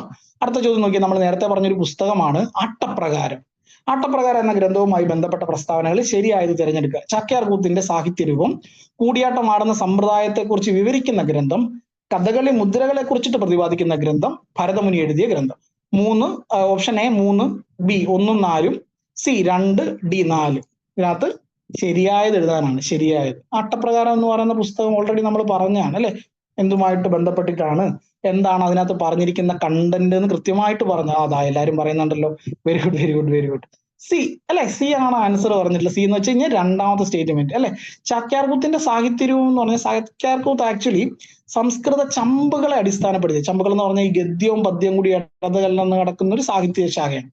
അതാണ് ചാക്യാർകൂത്തിന്റെ സാഹിത്യം. അത് ആട്ടപ്രകാരമല്ല. ഇനി 2 കൂടിയാട്ടം ആടുന്ന രീതിയെ കുറിച്ചിട്ട് വിവരിക്കുന്ന ഗ്രന്ഥം, അത് ശരിയാണ് അല്ലെ. ഇപ്പൊ 2 പറഞ്ഞ സ്റ്റേറ്റ്മെന്റ് എന്താണെങ്കിലും ശരിയായിട്ടുണ്ട്. ഇനി അവിടെ വെച്ച് വേണമെങ്കിൽ നിങ്ങൾക്ക് എന്ത് ചെയ്യാം, ആൻസറിലേക്ക് എത്താം. അതല്ല ഇനി ബാക്കിയുള്ളതും കൂടി നോക്കണം എന്നുണ്ടെങ്കിൽ കഥകളി മുദ്രകളെ കുറിച്ചിട്ട് പ്രതിപാദിക്കുന്ന ഗ്രന്ഥം, കഥകളി മുദ്രകളെ കുറിച്ചിട്ട് പ്രതിപാദിക്കുന്ന ഗ്രന്ഥം ആട്ടപ്രകാരമല്ല. കഥകളി മുദ്രകളെ കുറിച്ചിട്ട് പറയുന്ന പുസ്തകം എന്ന് പറഞ്ഞാൽ ഹസ്തലക്ഷണ ദീപിക എന്ന് പറയുന്ന പുസ്തകമാണ്. ഹസ്തലക്ഷണ ദീപിക. കഥകളിയിൽ 24 മുദ്രകൾ ഉണ്ടെന്നാണ് പറയാം. ബേസിക് മുദ്രകൾ 24 ഉണ്ടെന്നാണ്. ആ 24 മുദ്രകളെ കുറിച്ചിട്ടും പറഞ്ഞിട്ടുള്ള പുസ്തകം ഈ ഹസ്തലക്ഷണ ദീപിക. ഇനി 4ാമത്തെ സ്റ്റേറ്റ്മെന്റ് നോക്കിയേ. 4ാമത്തെ സ്റ്റേറ്റ്മെന്റ് ഭരതമുനി എഴുതിയ ഗ്രന്ഥം എന്നാണ്. ഭരതമുനി എഴുതിയ ഗ്രന്ഥമാണോ? അല്ല. ആട്ടപ്രകാരം ആരെഴുതിയ ഗ്രന്ഥം ഓർക്കുന്നുണ്ടോ? ഒരു രാജാവും അദ്ദേഹത്തിന്റെ ഒരു കൂട്ടാളിയും കൂടി കാര്യം കൂടി പറഞ്ഞിട്ടുണ്ടായിരുന്നു. അദ്ദേഹം എഴുതിയ പുസ്തകമാണ് എന്ന് കൃത്യമായിട്ട് പറഞ്ഞിട്ടുണ്ടായിരുന്നു. ആരായിരുന്നു ഓർമ്മയുണ്ടോ? ആളുടെ പേര് വെരി ഗുഡ് വെരി ഗുഡ്. തോലൻ എഴുതിയിട്ടുള്ള പുസ്തകമാണ് ആട്ടപ്രകാരം അല്ലെ. തോലനാണ് എഴുതിയത്, ഭരതമുനി അല്ല. ഭരതമുനി എഴുതിയിട്ടുള്ള ഏതാണ്? നാട്യശാസ്ത്രമൊക്കെയാണ് ഭരതമുനി എഴുതിയിട്ടുള്ളൂ. അപ്പൊ തോലൻ എഴുതിയിട്ടുള്ള പുസ്തകമാണ് ഏതെന്ന് പറയുന്നത് ഈ പറയുന്ന ആട്ടപ്രകാരം എന്ന്. അപ്പൊ ഇത്രയുമാണ് ഞാൻ എന്റെ ക്ലാസ്സിൽ പറയാൻ വേണ്ടിയിട്ട് ഉദ്ദേശിച്ചിട്ടുള്ളത്. അപ്പൊ നിങ്ങൾക്ക് ഈ ഒരു ക്വസ്റ്റ്യൻസ് കണ്ട സമയത്ത് തന്നെ നിങ്ങൾക്ക് മനസ്സിലായി കാണും, നമ്മൾ വെറുതെ എന്താ പറയുക 1 വേർഡുകൾ പഠിക്കുന്നത് കൊണ്ടോ അല്ലെങ്കിൽ റാങ്ക് ഫയൽ നോക്കിയിട്ട് ഈ ആർട്ട്, കൾച്ചർ, ലിറ്ററേച്ചർ, സ്പോർട്സിന് ആരും വലിയ പ്രാധാന്യം കൊടുത്ത് കണ്ടിട്ടില്ല. പക്ഷെ 10 മാർക്ക് നിങ്ങൾക്ക് ഈസി ആയിട്ട് എന്ത് ചെയ്യാൻ പറ്റും, സ്കോർ ചെയ്യാൻ പറ്റും. ഈസി ആയിട്ടെന്ന് പറഞ്ഞാൽ വളരെ ഈസി ആയിട്ട് നമ്മൾ പഠിപ്പിക്കുന്ന രീതിയിൽ തന്നെ പഠിച്ചു കഴിഞ്ഞാൽ തന്നെ നിങ്ങൾക്ക് മാക്സിമം പോയിന്റ് അതിനകത്ത് നിന്ന് കിട്ടും. പിന്നെ ഞാൻ ഈ പറഞ്ഞിട്ടുള്ള റെഫറൻസ്, ഇനി നിന്നുപോയിട്ടുള്ള അല്ലെങ്കിൽ നിർത്തിപ്പോയിട്ടുള്ള ടെക്സ്റ്റുകൾ നിങ്ങൾക്ക് വേറെ എവിടെ നിന്നും കിട്ടില്ല. അത് എമിനന്റ് VSയിൽ നിന്ന് കിട്ടും നിങ്ങൾക്ക്. അത് നമ്മുടെ കയ്യിൽ ഇതുണ്ട്. അതുപോലെ തന്നെ ഞാൻ നേരത്തെ പറഞ്ഞ ഇത്രയും ഫാക്കൽറ്റീസ് നിങ്ങളുടെ മുമ്പിലേക്ക് ഈ 200 മുകളിൽ നിങ്ങൾ പ്രീവിയസ് ക്വസ്റ്റ്യൻസ് നോക്കുകയാണെങ്കിൽ ഏകദേശം 2021 ശേഷം തന്നെ ഞാൻ നേരത്തെ പറഞ്ഞതുപോലെ നോക്കുകയാണെങ്കിൽ ഏകദേശം 200-ന് മുകളിൽ ക്വസ്റ്റ്യൻ പേപ്പർ നിങ്ങൾക്ക് അവൈലബിൾ ആയിട്ടുണ്ട്. ഇതിനകത്ത് നിന്നൊക്കെ ക്വസ്റ്റ്യൻസ് നിങ്ങൾക്ക് എടുക്കാൻ പറ്റും. ഇതിനകത്ത് നിന്നൊക്കെ ക്വസ്റ്റ്യൻസ് നമ്മുടെ ഫാക്കൽറ്റീസ് എന്ത് ചെയ്യുന്നുണ്ട്, ക്ലാസ്സുകളിൽ വർക്ക്ഔട്ട് ചെയ്യുന്നുണ്ട്. സോ ഇപ്പൊ നമ്മുടെ eminent VSയുടെ secretary assistant batch start ചെയ്തിട്ടുണ്ട് ഓൾറെഡി. നിങ്ങൾക്ക് അഡ്മിഷൻ ഓപ്പൺ ആണ്, നിങ്ങൾക്ക് ജോയിൻ ചെയ്ത് നമ്മുടെ ഇതിനു മുമ്പുള്ള റിസൾട്ടുകളൊക്കെയാണ്. നമ്മുടെ ഇവിടെ പഠിച്ചു പോയിട്ടുള്ള ആൾക്കാരാണ്. ഇപ്പൊ ഞങ്ങൾ ഈ പഠിപ്പിക്കുന്ന ആൾക്കാരും എല്ലാവരും എക്സാമിന് പ്രിപ്പയർ ചെയ്യുന്നവരും പല റാങ്ക് ലിസ്റ്റിലുള്ള ആൾക്കാരുമാണ്. നിലവിൽ ജോയിൻ ചെയ്യാൻ വേണ്ടിയിട്ടൊക്കെ റെഡി ആയിട്ടുള്ള ആൾക്കാർ തന്നെയാണ് നിങ്ങളുടെ ക്ലാസ് എടുക്കുന്ന ആൾക്കാർ. അപ്പൊ ഇത് മാത്രമല്ല, എമിനന്റ് VS അല്ലെങ്കിൽ PSCയുമായിട്ട് ബന്ധപ്പെട്ടുള്ള എന്ത് സംശയങ്ങൾക്ക് നിങ്ങൾക്ക് എമിനന്റ് VS വിളിക്കാം കേട്ടോ. അതിപ്പോ പഠിക്കുന്ന കാര്യത്തിന് അല്ലെങ്കിൽ സിലബസിന്റെ എന്തെങ്കിലും ഡൗട്ട് ആയിക്കോട്ടെ. ഇപ്പൊ മിക്ക ആൾക്കാരും ഇവിടെ റാങ്ക് ലിസ്റ്റൊക്കെ ഉള്ള ആൾക്കാർ. അപ്പം പല റാങ്ക് ലിസ്റ്റുകളെ കുറിച്ചിട്ടും അതിന്റെ നിയമനങ്ങളെ കുറിച്ചിട്ടും മറ്റു കാര്യങ്ങളും ഏത് സമയത്തും നമ്മുടെ ഓഫീസ് അവൈലബിൾ ആയിരിക്കും. നിങ്ങൾ എപ്പോഴാണെങ്കിലും നിങ്ങൾക്ക് ഒരു ഉത്തരം കിട്ടിയിരിക്കും. ആ കാര്യത്തിൽ ഞങ്ങൾ ഗ്യാരണ്ടിയാണ്. അപ്പോൾ എന്ത് കാര്യത്തിലും നിങ്ങൾ നന്നായിട്ട് പഠിക്കുക എന്നുള്ളത്, അതിന് എന്ത് സപ്പോർട്ട് വേണമെന്നുണ്ടെങ്കിലും എമിനന്റ് VSയെ കോൺടാക്ട് ചെയ്യാവുന്നതാണ്. അപ്പൊ ഇന്ന് നമ്മുടെ ഈ ക്ലാസ്സിൽ ജോയിൻ ചെയ്യുന്നത് നമ്മുടെ സാധാരണഗതിയിൽ ഈ സെക്രട്ടേറിയറ്റ് അസിസ്റ്റന്റിന്റെ ബാച്ചിൽ നമ്മുടെ സാധാരണഗതിയിൽ 8,999 എന്ന് പറഞ്ഞൊരു ഫീസാണ് നമ്മൾ മേടിക്കാറുള്ളത്. പക്ഷെ ഇന്ന് ഈ ക്ലാസ്സിൽ എന്റെ ക്ലാസ്സിൽ അറ്റൻഡ് ചെയ്തിട്ടുള്ള ആൾക്കാർക്ക് നമ്മളൊരു സ്പെഷ്യൽ ഡിസ്കൗണ്ടിൽ ഒരു 40% ഓഫിൽ എന്ത് ചെയ്തിട്ടുണ്ട്, 5,400 രൂപ മാത്രം അടച്ചു കഴിഞ്ഞാൽ നിങ്ങൾക്ക് ഈ ബാച്ചിൽ ജോയിൻ ചെയ്യാനാണ്. നിലവിലുള്ള സെക്രട്ടറി അസിസ്റ്റന്റ് ബാച്ചിൽ ജോയിൻ ചെയ്യാവുന്നതാണ്. ഇപ്പൊ നമ്മൾ ഈ പഠിച്ചതും പറഞ്ഞതുമായിട്ടുള്ള കാര്യങ്ങളൊക്കെ നിങ്ങളുടെ ഓർമ്മയിലുണ്ടോ? എത്തരത്തിലാണ് ഒരു ക്വസ്റ്റ്യനെ സമീപിക്കേണ്ടത്, എത്തരത്തിൽ പഠിച്ചാലാണ് നമുക്ക് മാർക്ക് സ്കോർ ചെയ്യാൻ പറ്റും. കാരണം ഒരു മാർക്ക് ഇപ്പൊ നമ്മളെല്ലാവരും ലിസ്റ്റിലുള്ള ആൾക്കാർ കൂടിയാണ്, അതുകൊണ്ടാണ് ഇത്ര കൃത്യമായിട്ട് പറഞ്ഞുതരാൻ പറ്റും. ഒരു മാർക്കിന്റെ വ്യത്യാസം എന്ന് പറയുന്നത് 50ഓ 100ഓ റാങ്കുകളാണ് നമ്മളെ പിന്നിലേക്ക് ആക്കുന്നത്, അല്ലെ? അപ്പൊ നിങ്ങൾക്കും അതറിയാവുന്ന, നിങ്ങളും പരീക്ഷ എഴുതി ശീലിച്ചിട്ടുള്ള ആൾക്കാരാണ്. അപ്പൊ ഒന്നും മിസ്സാവരുത്, കൃത്യമായിട്ടുള്ള പഠനം. ഈ പറഞ്ഞ പോലെ, നേരത്തെ പറഞ്ഞ പോലെ വൺ വേർഡ് പഠനങ്ങൾ ഉണ്ടോ, റാങ്ക് ഫയലിലെ ഭാഗങ്ങൾ വായിച്ചുകൊണ്ടോ കാര്യമില്ല. ആരും അറിയാത്ത ഒളിഞ്ഞു കിടക്കുന്നതായിട്ടുള്ള റെഫറൻസുകളും പുസ്തകങ്ങളും ഒക്കെ നമ്മുടെ മുമ്പിലുണ്ട്. അതിൽ നിന്നൊക്കെ ചോദ്യങ്ങൾ വരുന്നുണ്ട്. അത്തരത്തിലുള്ള ചോദ്യങ്ങളും ക്ലാസ്സുകളുമാണ് നമ്മുടെ ഇവിടെ ഉണ്ടാവുന്നത്. ഈ പറഞ്ഞ പോലെ ഇത്രയും ക്വസ്റ്റ്യൻ പേപ്പറുകൾ നിങ്ങൾക്ക് ക്ലാസ്സുകൾ ചെയ്യാനായിട്ട് നമ്മുടെ പ്രത്യേകം ഡ്രൈവ് നിങ്ങൾക്ക് തരാം. ആ ഡ്രൈവിൽ നിന്ന് നിങ്ങൾക്ക് ക്വസ്റ്റ്യൻസ്, ഈ 200-ന് മുകളിലുള്ള ക്വസ്റ്റ്യൻസ് നിങ്ങൾക്ക് ചെയ്തു നോക്കാവുന്നതാണ്. അപ്പോൾ ഈ ഒരു ഓഫറിന്റെ കാര്യം മറക്കണ്ട. അപ്പൊ ഒറിജിനൽ പ്രൈസ് 8,999 ആണ്. പക്ഷെ ഇന്നത്തെ ക്ലാസ്സിൽ ജോയിൻ ചെയ്തിരിക്കുന്ന നമ്മൾ ഈ കേട്ടുകൊണ്ടിരിക്കുന്ന എല്ലാവർക്കും 5400, അതായത് 5,400 രൂപയ്ക്ക് ഈ കോഴ്സ് അവൈലബിൾ ആയിട്ടുണ്ട്. അപ്പൊ ഈ ക്ലാസ് നിങ്ങൾക്ക് മനസ്സിലായിട്ടുണ്ടോ? ഞാൻ ഈ പറഞ്ഞ ആർട്ട് എന്ന് പറയുന്ന ഭാഗം ഒരു ഏകദേശം ഒരു ഐഡിയ ഒക്കെ കിട്ടിയിട്ടുണ്ടോ നിങ്ങൾക്ക് മൊത്തത്തില്? ഇപ്പൊ നിങ്ങൾക്ക് ഒരു ഗൂഗിൾ ഫോം നിങ്ങളുടെ ഗ്രൂപ്പിലും എവിടെയും അവൈലബിൾ ആയിട്ടുണ്ട്. നിങ്ങൾക്ക് ആ ഗൂഗിൾ ഫോം ഫില്ല് ചെയ്യാവുന്നതാണ് കേട്ടോ. ഗൂഗിൾ ഫോം ഫില്ല് ചെയ്യാവുന്നതാണ്. അപ്പോൾ ഈ പറഞ്ഞ കാര്യങ്ങൾ ക്ലിയർ ആയി. ഇനി ഒരു സെഷൻ കൂടി ഉണ്ട്, ആരും പോകരുത്. അടുത്ത ഫാക്കൽറ്റി റെഡി ആയിട്ടുണ്ട്. അപ്പൊ നമ്മൾ ഈ ആർട്ട് എന്ന് പറഞ്ഞ ക്ലാസ് ഏകദേശം ഒരു ഐഡിയ കിട്ടി, എങ്ങനെയാണ്, എത്തരത്തിലാണ് ചോദ്യങ്ങൾ വരുന്നത്. നമ്മൾ വളരെ കുറച്ച് കാര്യങ്ങൾ മാത്രമേ പറഞ്ഞിട്ടുള്ളൂ കേട്ടോ. ഈ പ്രീവിയസ് ക്വസ്റ്റ്യൻ മാത്രം നമ്മൾ ഒരു ക്ലാസ് മുഴുവൻ പറയുന്നതാണ്. ഓക്കെ, ക്ലിയർ ആണോ എല്ലാവർക്കും? ഓക്കെ, ശരി കേട്ടോ. അപ്പം എല്ലാവരും ക്ലാസ് ഇനി നമുക്ക് വീണ്ടും കാണാം. ക്ലാസ്സുകളിൽ ഏറ്റവും ഡീറ്റെയിൽ ആയിട്ട് തന്നെ പഠിച്ചു. അപ്പൊ എല്ലാവരും വീണ്ടും ക്ലാസ്സിൽ കാണാമെന്ന് പ്രതീക്ഷിക്കുന്നുണ്ട്. അപ്പൊ അടുത്ത ഫാക്കൽറ്റി റെഡി ആയിട്ടുണ്ട് കേട്ടോ. അപ്പൊ എല്ലാവർക്കും ഏറെ സന്തോഷം, ഏറെ സ്നേഹം. Thank you so much.